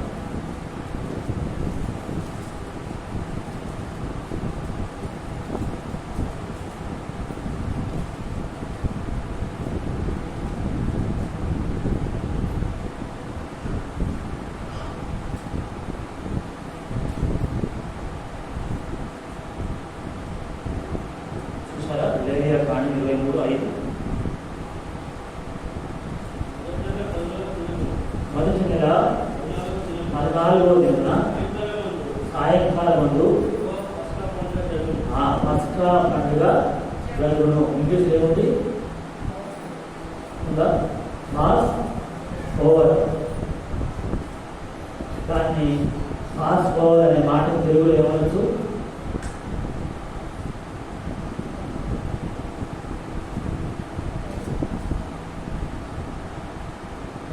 మీకు అర్థమైంది చెప్పండి. Pass over.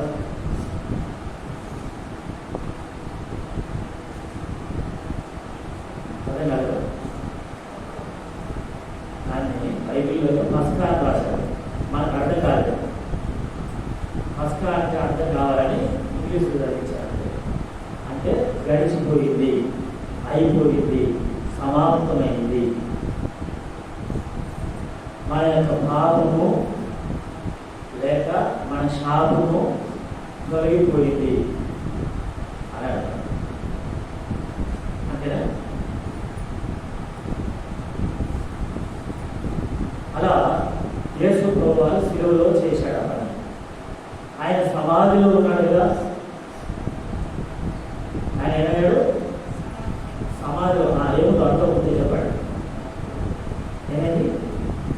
పర్లేదు, ఆయన దాన్ని తెలుగులో ఏముందో అర్థం. దాటి అంటే వెళ్ళిపోయింది. అంతే కదా. మీరు ఇప్పుడు నన్ను ఫోన్ చేసినప్పుడు ఎక్కడున్నారు మీరు అంటే ఏపీ రిపోర్టర్ దాటాను అని అనుకోండి. అంతేనా?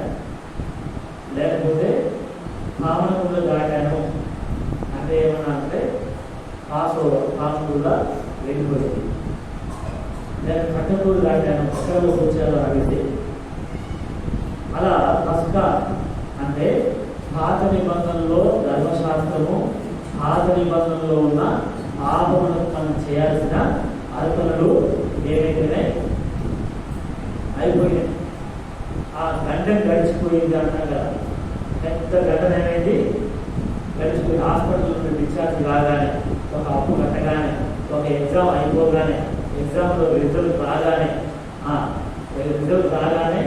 ఏమయ్యారు? ఉత్తీర్ణులైన వాళ్ళను ఇంగ్లీష్లో ఏమంటారు? అది పక్కా అయిపోయింది, టెస్ట్ అయిపోయింది, ఇంటర్ అయిపోయింది, పాత నిబంధన ఏమైంది? అయిపోయింది. మొదటి పండుగ కాలం అంటే ఇక మనకు యేసు ప్రభువు సిలువలో చేయాల్సిన పని చేశాడు. ఇక మనం వేరే పని చేయాల్సిన అవసరం లేదు.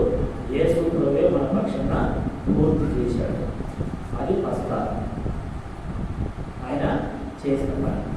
ఇప్పుడు రెండవ పండుగ పేరు పొంగని పండుగ. పొంగని రొట్టెలు, పులియని రొట్టెల పండుగ. అది ఎన్ని రోజులు చేయాలి? 7 రోజులు చేయాలి. లేవియా కాండం 23:6 వచ్చింది.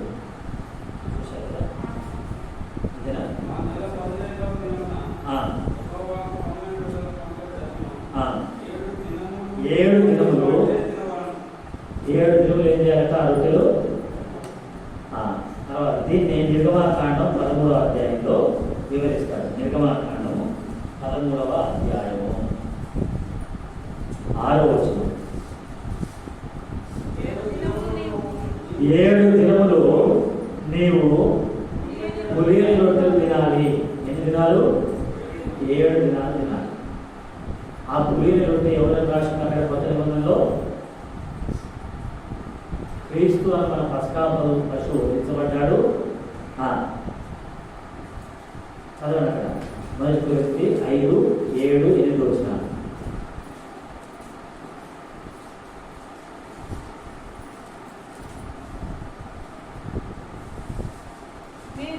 మీరు పులిపిండి లేని వారు కనుక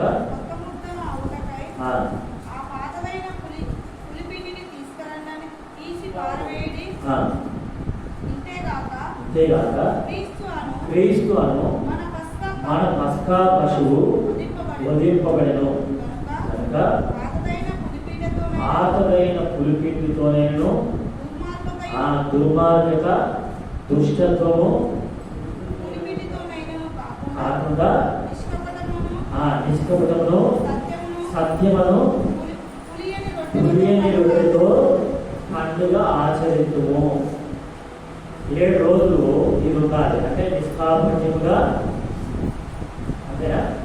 అక్కడ ఏముంది అంటే ఎలాంటి కపటము లేకుండా, ఎలాంటి అబద్ధము లేకుండా, ఎలాంటి అపవిత్రత లేకుండా మనం ఆ రొట్టెను ఆచరించాలి. ఎన్ని రోజులు? 7 రోజులు. ఇది నిర్గమనం 13. ఆ 7 రోజులు ఎలా ఉండాలో రాశారు. 7 వచ్చింది 13, 7. పులియని వాటినే 7 దినములు తినవలను. పులిసినదేది నీ యొక్క కనపడకూడదు, నీ ప్రాంతంలో కనపడకూడదు. పొంగనిది ఏదేను నీ యొక్క కనపడకూడదు.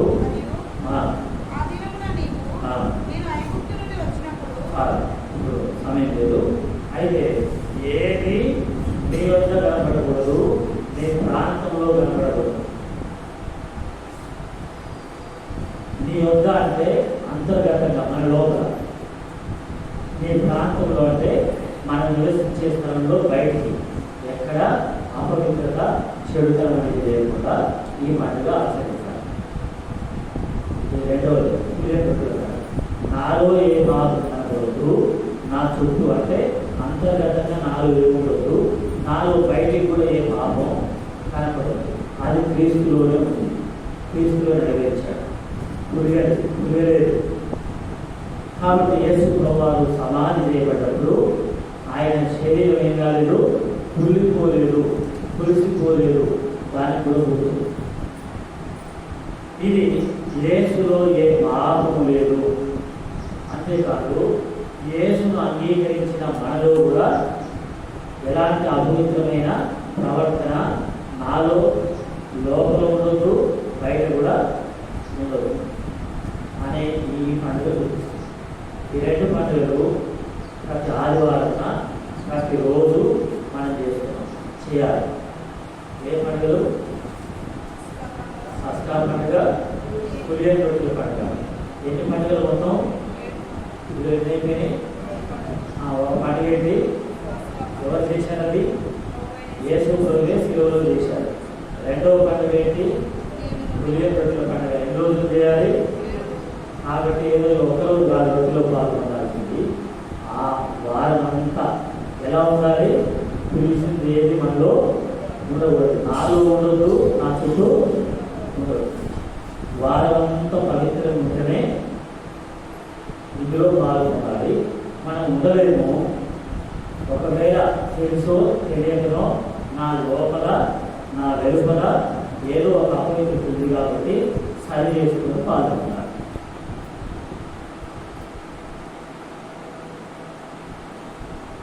మూడవ పండుగ లేవియా కాండము 23. ఎన్నోది? మూడవ పండుగ 10వ వచనం.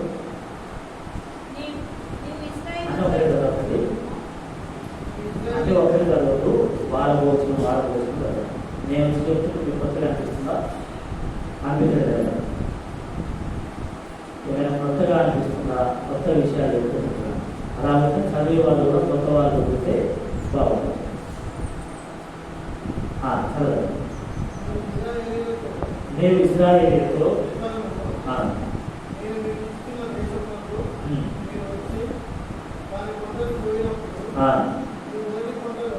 మేము మొదటి పంటలో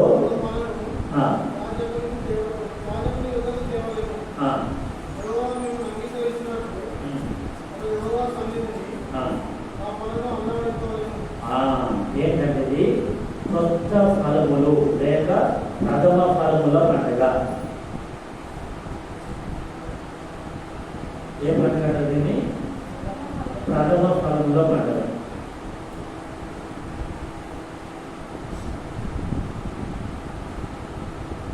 ఇది యేసు ప్రభువారు ఆయన తిరిగి లేచిన దినమున నెరవేర్చాడు. పునరుత్థాన దినం ఈ దినమున మన ప్రథమ ఫలం ఎవరు? మొదటి కొరింథీ 15వ అధ్యాయము. మొదటి కొరింథీ 15వ అధ్యాయం. వాక్యం అర్థమవుతుందా? వాక్యం అర్థమవుతుందా? అంటే కదా వాక్యం అర్థమవుతుందా? అవుతే గట్టిగా చెప్పండి. అయితే చేయొద్దండి. నాకు అర్థమవుతుంది అన్న వాళ్ళు చేయొద్దండి. వాక్యం అర్థం కాకపోతే మళ్ళీ చెప్తాను. 2 పండుగలు కాదు, 7 పండుగలు ఒప్పుకోవడం అవసరం లేదు. 2 పండుగలే అందరికి అర్థమయ్యేది చెప్తాను. చెప్పాలా? 3వ పండుగ చెప్పాలా? 3వ పండుగ మొదటి కొరింథీ 15వ అధ్యాయము 20వ వచనం.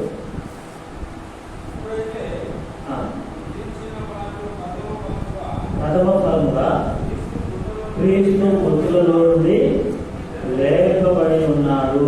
23వ వచనం కూడా ప్రతి వాడును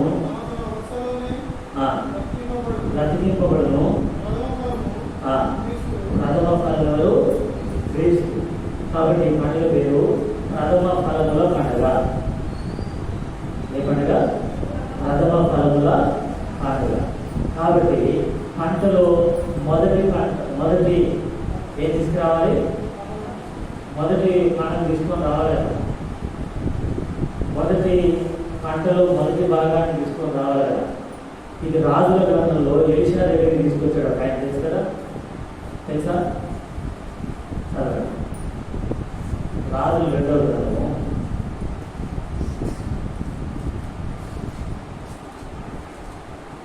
4వ అధ్యాయము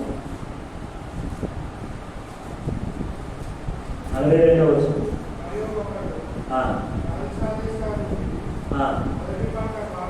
ఏ బాగుంటారా? మొదటి పంట బాగుంది అంటారు.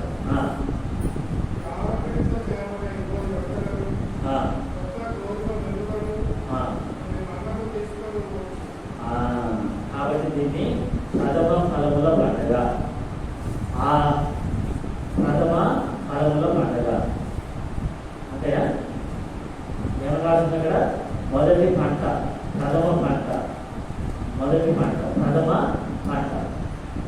ఆ బాబు తీసుకొచ్చాడు. అదే యేసు ప్రభువారు తిరిగి లేవడం ద్వారా ఆయనే ఒక ప్రథమ ఫలంగా ఉన్నాడు. ఆయన ఒక ప్రథమ ఫలముగా ఉన్నాడు. యేసు ప్రభువే ప్రథమ ఫలం, ఆయనే మొదటి వేసినటువంటి వాడు. అంటే ఖచ్చితంగా ఒక పంట వచ్చిందంటే మొదటి పంట కోసి దేవుడి దగ్గర తీసుకొచ్చారంటే ఇక మిగతా పంట అంతా ఏం చేసిన తర్వాత కోస్తారు వాళ్ళ కూతురు. అంటే మనందరం తిరిగి లేస్తామని కూతురు, మనందరం చనిపోయిన తర్వాత తిరిగి లేస్తామని కూతురు. ఆ మొదటి పంట, ఆ మొదటి ఫలము క్రీస్తు. ఆయన వస్తాడు, వచ్చినప్పుడు మనందరం ఏమవుతాం చెప్పండి, తిరిగి లేస్తాం అనేదాన్ని గుర్తు. అది తర్వాత వస్తుంది. అయితే ఆ మొదటి పంట ప్రభు యేసు క్రీస్తు. అలా ఈ రొట్టెలో మనం పాల్గొంటున్నామంటే ప్రథమ ఫలంలో పాల్గొంటున్నాం. ఒక రోజు వచ్చినప్పుడు తిరిగి లేస్తాం, మనం కూడా పోయబడతాం, అనే గుర్తు వచ్చిందంటే శాంపుల్ ఖచ్చితంగా మనందరం తిరిగి లేస్తాం. అంటేనే నన్ను తిరుగువాడు నా మూలంగా జీవించిన అంత్యదినమున నేను వారిని ఏమైతారు, నన్ను తిరుగువాడు నా మూలంగా జీవించును అంత్యదినమున నేను వారిని లేపుతాను. కాబట్టి ఆ ప్రథమ ఫలమైన క్రీస్తు అనే రొట్టెలో మనం పాల్గొనాలంటే సూర్య రొట్టెల పట్ల చేయాలి. అంటే వారం అంతా ఎలా ఉండాలి, సూర్య తేదీ మనలో ఉండకూడదు. మొత్తం ముందు కావాలంటే పులిసిన దాన్ని ఏం చేయాలి, తీసేయాలి. మన పాత అలవాట్లు ఇంకేమైతే ఈ వారంలో మనలో ఉన్నాయో అవి తీసివేసుకోవాలి. ఇది సూర్య రొట్టెల పండుగ, ఇది ప్రథమ ఫలముల పండుగ. యేసు ప్రభువు తిరిగి లేచాడు. ఎన్ని పండుగలైనా ఇప్పటికీ 3 పండుగలు. 4వ పండుగ యేసు ప్రభువు తిరిగి లేచిన దగ్గర నుండి ఈ రోజు నుండి 49 రోజులు లెక్కిస్తారు. ఎన్ని రోజులు? 49 రోజులు లెక్కిస్తారు. 50వ దినమున ఒక పండుగ చేస్తారు. ఏ పండుగ అది? 50వ దినమున ఒక పండుగ చేస్తారు. చదవండి. లేవియా కాండం 23. లేవియా కాండము 23 16వ వచనం.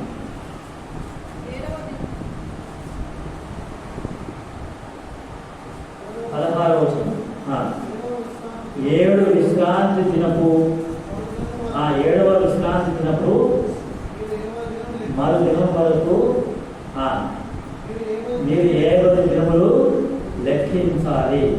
లెక్కించి యెహోవాకు క్రొత్త ఫలముతో నైవేద్యము అర్పింపవలెను. ఇంకా 15వ వచనంలో అర్థమైంది. మీరు విశ్రాంతి దినములకు మర్నాడు మొదలుకొని అనగా అల్లాడించు పనులు మీరు తెచ్చిన దినం మొదలుకొని 7 వారాలు 7 వారాలు ఎన్ని రోజులు? 7 వారాలు ఎన్ని రోజులు? 74 28. 7 వారాలంటే ఎన్ని రోజులు? వారానికి ఎన్ని రోజులు? 7 వారాలంటే ఎన్ని రోజులు? 49 రోజులు లెక్కించి ఆ తర్వాత రోజు అర్థం కాదా? ఎన్ని రోజులైంది? 50వ రోజు. దాన్ని పెంచబోసు అంటారు. దాన్నే పెంచబోసు అనే మాట ఆ గ్రీకు ఆ కొత్త నిబంధనలో వాళ్ళు మాట్లాడిన ఆ భాషలో ఉంది. దాని తెలుగులో అయితే 50వ దినం ఏమంటాం? 50వ దినం. ఆ రోజు పరిశుద్ధాత్మ దేవుడు భూమి మీదకి వచ్చాడు. యేసు ప్రభు తిరిగి లేచిన ఈ రోజు నుండి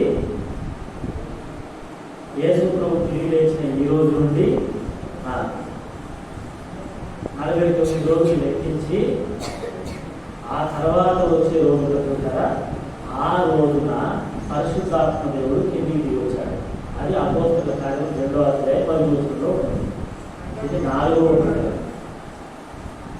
ఎన్నో పండుగ ఇది? 4. 1 పస్కా పండుగ, 2 పులియని రొట్టెల పండుగ, 3 ప్రథమ ఫలముల పండుగ, 4 పెంతెకోస్తు పండుగ. పాత నిబంధనలో దీన్ని ఏమన్నారంటే వారముల పండుగ అన్నారు. ఎన్ని వారాలు? 7 వారాలు లెక్కించాలి.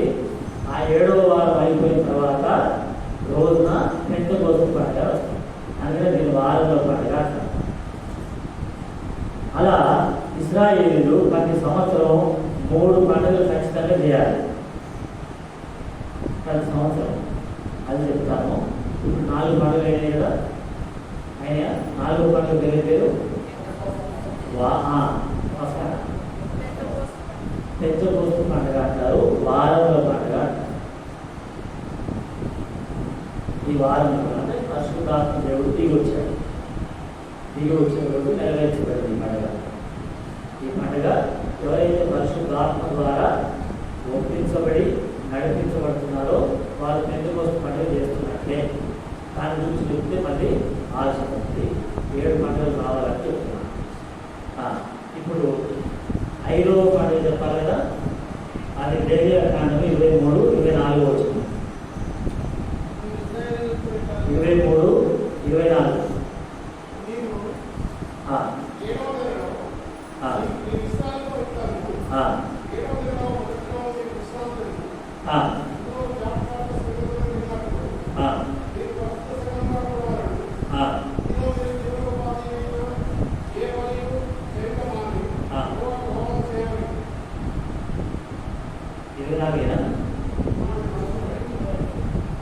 23వ అధ్యాయము 24 వస్తుంది కదా.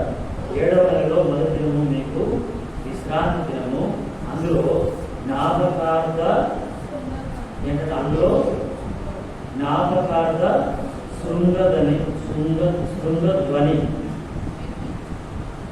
ఏంటంటే దీన్ని ఏమంటారంటే వాళ్ళు శృంగధ్వనుల పండుగ అంటారు. ఏమంటారు దీన్ని? శృంగధ్వనుల పండుగ లేక బూరల పండుగ. బూరెలు కాదు,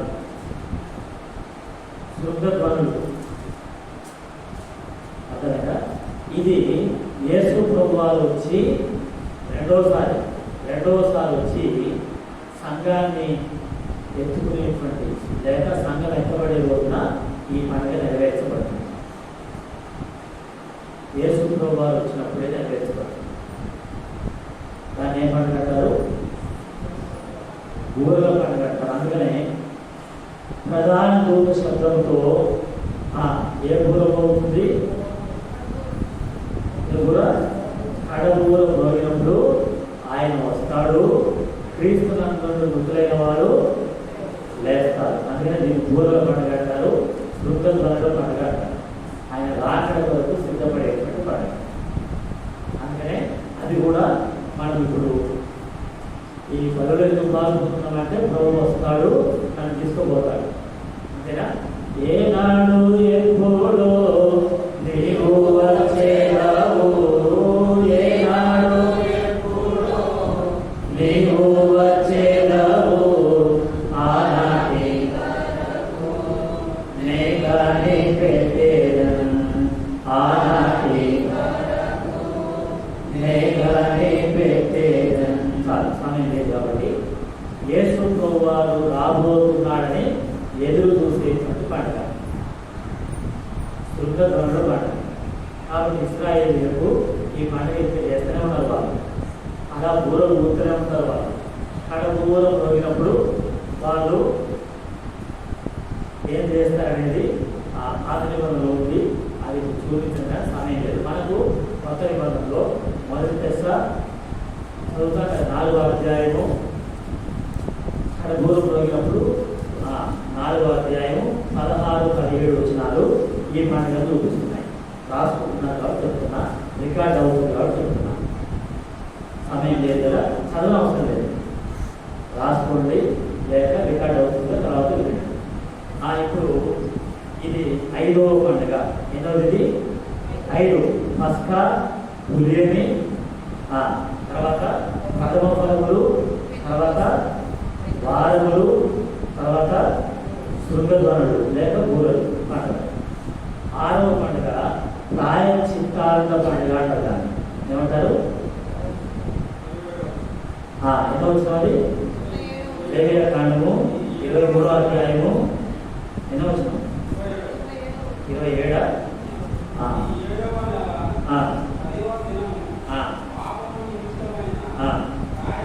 ప్రాయశ్చిత్తార్థ దినము ఆ పండుగ అదేంటంటే రోమిలకు రాసిన పత్రిక 11వ అధ్యాయము 27వ వచనంలో అది నెరవేర్చబడుతుంది. ఎట్లా అంటే ఇశ్రాయేలీలందరూ కూడా ఆ యేసే క్రీస్తు, ఆ యేసే మా మెస్సియా, ఆ యేసే మా రక్షకుడు, ఆ యేసే దావీదు కుమారుడు, ఆ యేసే దావీదు సింహాసనం మీద కూర్చుండేవారని వాళ్ళకు గ్రహింపు వస్తుందట. ఏది 7 ఏళ్ల శ్రమల కాలం అయిపోయిన తర్వాత, సంఘం ఎత్తబడిన తర్వాత 7 ఏళ్ల శ్రమల కాలం వచ్చిన తర్వాత అప్పుడు ఇశ్రాయేలీయులు కూడా అందరూ తెలుసుకుంటారు ఎవరి గురించి? ఆ యేసుని గురించి. అర్థమైందా? ఎన్నో పండుగ ఇది? 6వ పండుగ. అది మనకు కాదు, ఇప్పటికీ ఇశ్రాయేలీయులకే, తర్వాత కూడా ఒకటి ఇశ్రాయేలీయులకే. అదే రోమా 11వ అధ్యాయం అంతా ఆ పండుగ గురించి రాయబడింది. ఆ పండుగ గురించే రాయబడింది. వాళ్ళు కూడా మనతో కలుస్తారు, వాళ్ళు కూడా ఆ క్రీస్తును తెలుసుకుంటారు ఆ పండుగలో. అందుకని దూర పండుగ మనం చేయాలి. అదే సువార్త, అదే సువార్త. యేసు వస్తున్నాడు అని ప్రకటించడమే దూర పండుగ మనం చేయాలి. అందుకని పస్కా క్రీస్తు శిలువలో నా పాపం కొరకు చనిపోయాడని అంగీకరించడమే పస్కా పండుగ, పులియన్ రొట్టెల పండుగ. ఆ క్రీస్తుని అంగీకరించిన నేను క్రీస్తు వలె వారం రోజులు నాలో ఏ పాపం ఉండదు, నా చుట్టూ ఏ పాపం ఉండదు అని చెప్పడమే పులియన్ రొట్టెల పండుగ. తర్వాత 3వది ప్రథమ ఫలముల పండుగ.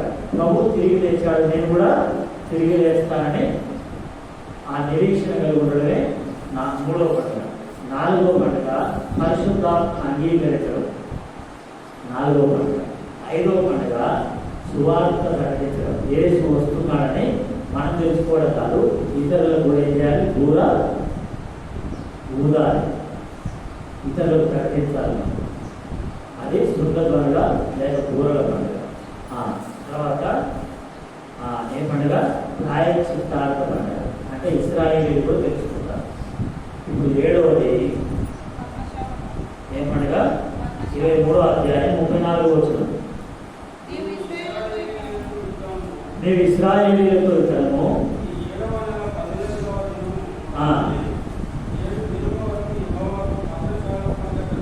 ఏ పండుగ జరుగుతుంది? పర్ణశాలల పండుగ. ఇది 1000 ఏళ్ల పరిపాలన గుర్తు. అప్పుడు అందరము దేవుడి సన్నిధిలో ఉంటాము. దేవుడి యొక్క సత్యాన్ని అంత పూర్తిగా మనకు అక్కడ వివరిస్తారు. అక్కడ ఎత్తబడినటువంటి వాళ్ళు, తర్వాత విడవబడిన వాళ్ళలో కూడా శ్రమల్లో ఉంటారు కదా.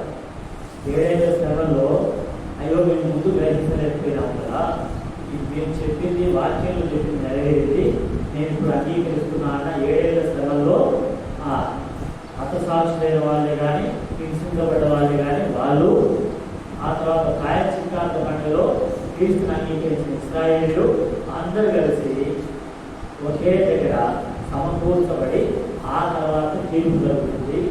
అది కూడా గుర్తు పరలోకంలో చేర్చబడతాం. ఇది 7వ పండుగ, అది మన గుర్తు. దాని వరకు ఈ పండుగలు ఉన్నాయి.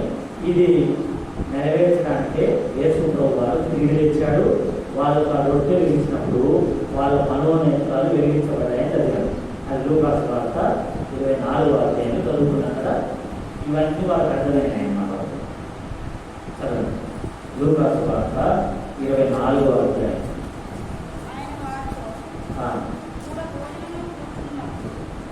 ఎన్నో వచనం? 30వ వచనం చదువుకున్నాం కదా ముందు.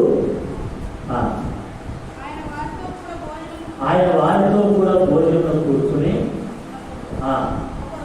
ఒక రొట్టెను పట్టుకొని స్తోత్రం చేసి దాన్ని విడిచి వారికి పంచిపెట్టగా వారి కన్నులు తెరవబడ్డాయి. అలా ఈ రొట్టెలో పాలు పొందడం ద్వారా మనం ఏమైనా కొన్ని ఆత్మీయ సంగతులు తెలుసుకోవాలి. ఇలా యేసు ప్రభువారు తిరిగి లేచిన తర్వాత 10 సార్లు కనపడ్డాడు వాళ్ళు. అది చెప్పడానికి సమయం లేదు. కానీ ఒకవేళ వచనాలు మేము రాసుకుంటాము అనుకుంటే చెప్పండి, నాకు టైం అయిపోయింది. ఒకవేళ రాసుకుంటాము అనుకుంటే రాసుకుంటే, లేదు మరోసారి వచ్చినప్పుడు చెప్పండి అంటే మరోసారి వచ్చినప్పుడు యేసు ప్రభువారు తిరిగి లేచిన తర్వాత 10 సార్లు కనపడ్డాడు. కనబడి ఆ 10 సార్లు కనబడి 10 సంగతులు వాళ్ళకి తెలియజేశాడు. అది ఒక వర్తమానం. కానీ సమయం అవుతుంది. ఒకేసారి ఆ 10 నిమిషాలు చెప్పడం కష్టమవుతుంది. రెఫరెన్స్లు రికార్డ్ అవుతున్నాయి కాబట్టి, రాసుకుంటున్నారు కాబట్టి అక్కడ తెలియజేస్తాను. మనము అందులో పాల్గొందాం. ఆయన కనబడ్డ మొదటిసారి యోహాను సువార్త 20వ అధ్యాయము 16వ వచనంలో యేసు ప్రభువారు చేసిన ప్రాయశ్చిత్తాన్ని గురించి ఆ మగ్దలేనే మరియ కనపడ్డాడు మొదటిసారి. రెండవసారి మత్తయి సువార్త 28వ అధ్యాయం, మొదటిసారి ఈశారుడిలో 20వ అధ్యాయం, యోహాను సువార్త 16వ అధ్యాయం రాసుకోండి, అంతే రెఫరెన్స్ రాసుకోండి. మత్తయి సువార్త 18వ అధ్యాయము 5వ వచనం నుండి 10వ వచనం వరకు కొంతమంది స్త్రీలు కనపడ్డాడు. ఏంటంటే వారికి విశ్వాసం నేర్పించడానికి. మొదటిసారి కనపడ్డప్పుడు ఆయన ముట్టుకోలేదు, రెండవసారి కనపడ్డప్పుడు ఆయన పాదాలు పట్టుకుని ఆయన ఆరాధించారు బైబిల్. అంటే వారిలో విశ్వాసాన్ని చూపించడానికి. ఆ మూడవసారి కనపడ్డప్పుడు లూకా సువార్త 24వ అధ్యాయము 33వ వచనంలో పేతురు కనపడ్డాడు. ఎందుకంటే పేతురు అబద్ధమాడాడు కదా, తన యొక్క పాపాన్ని తను ఒప్పుకోవడానికి అవకాశం ఇచ్చాడు. 4వసారి లూకా సువార్తలోనే 24వ అధ్యాయము 13 నుండి 32వ వచనం వరకు 3వసారి కనపడ్డ సందర్భం రాశాడు. అది ఎమ్మాయి గ్రామానికి వెళ్తున్న వాళ్ళ యొక్క మనోనేత్రాలు వెలిగించడానికి, నిరీక్షణ కొరకు. తర్వాత మనలో పాలు పొందే సత్యాన్ని చెప్పడానికి. 5వసారి యోహాను సువార్త 20వ అధ్యాయము 19 నుండి 25వ వచనం వరకు శిష్యులకు కనపడ్డాడు.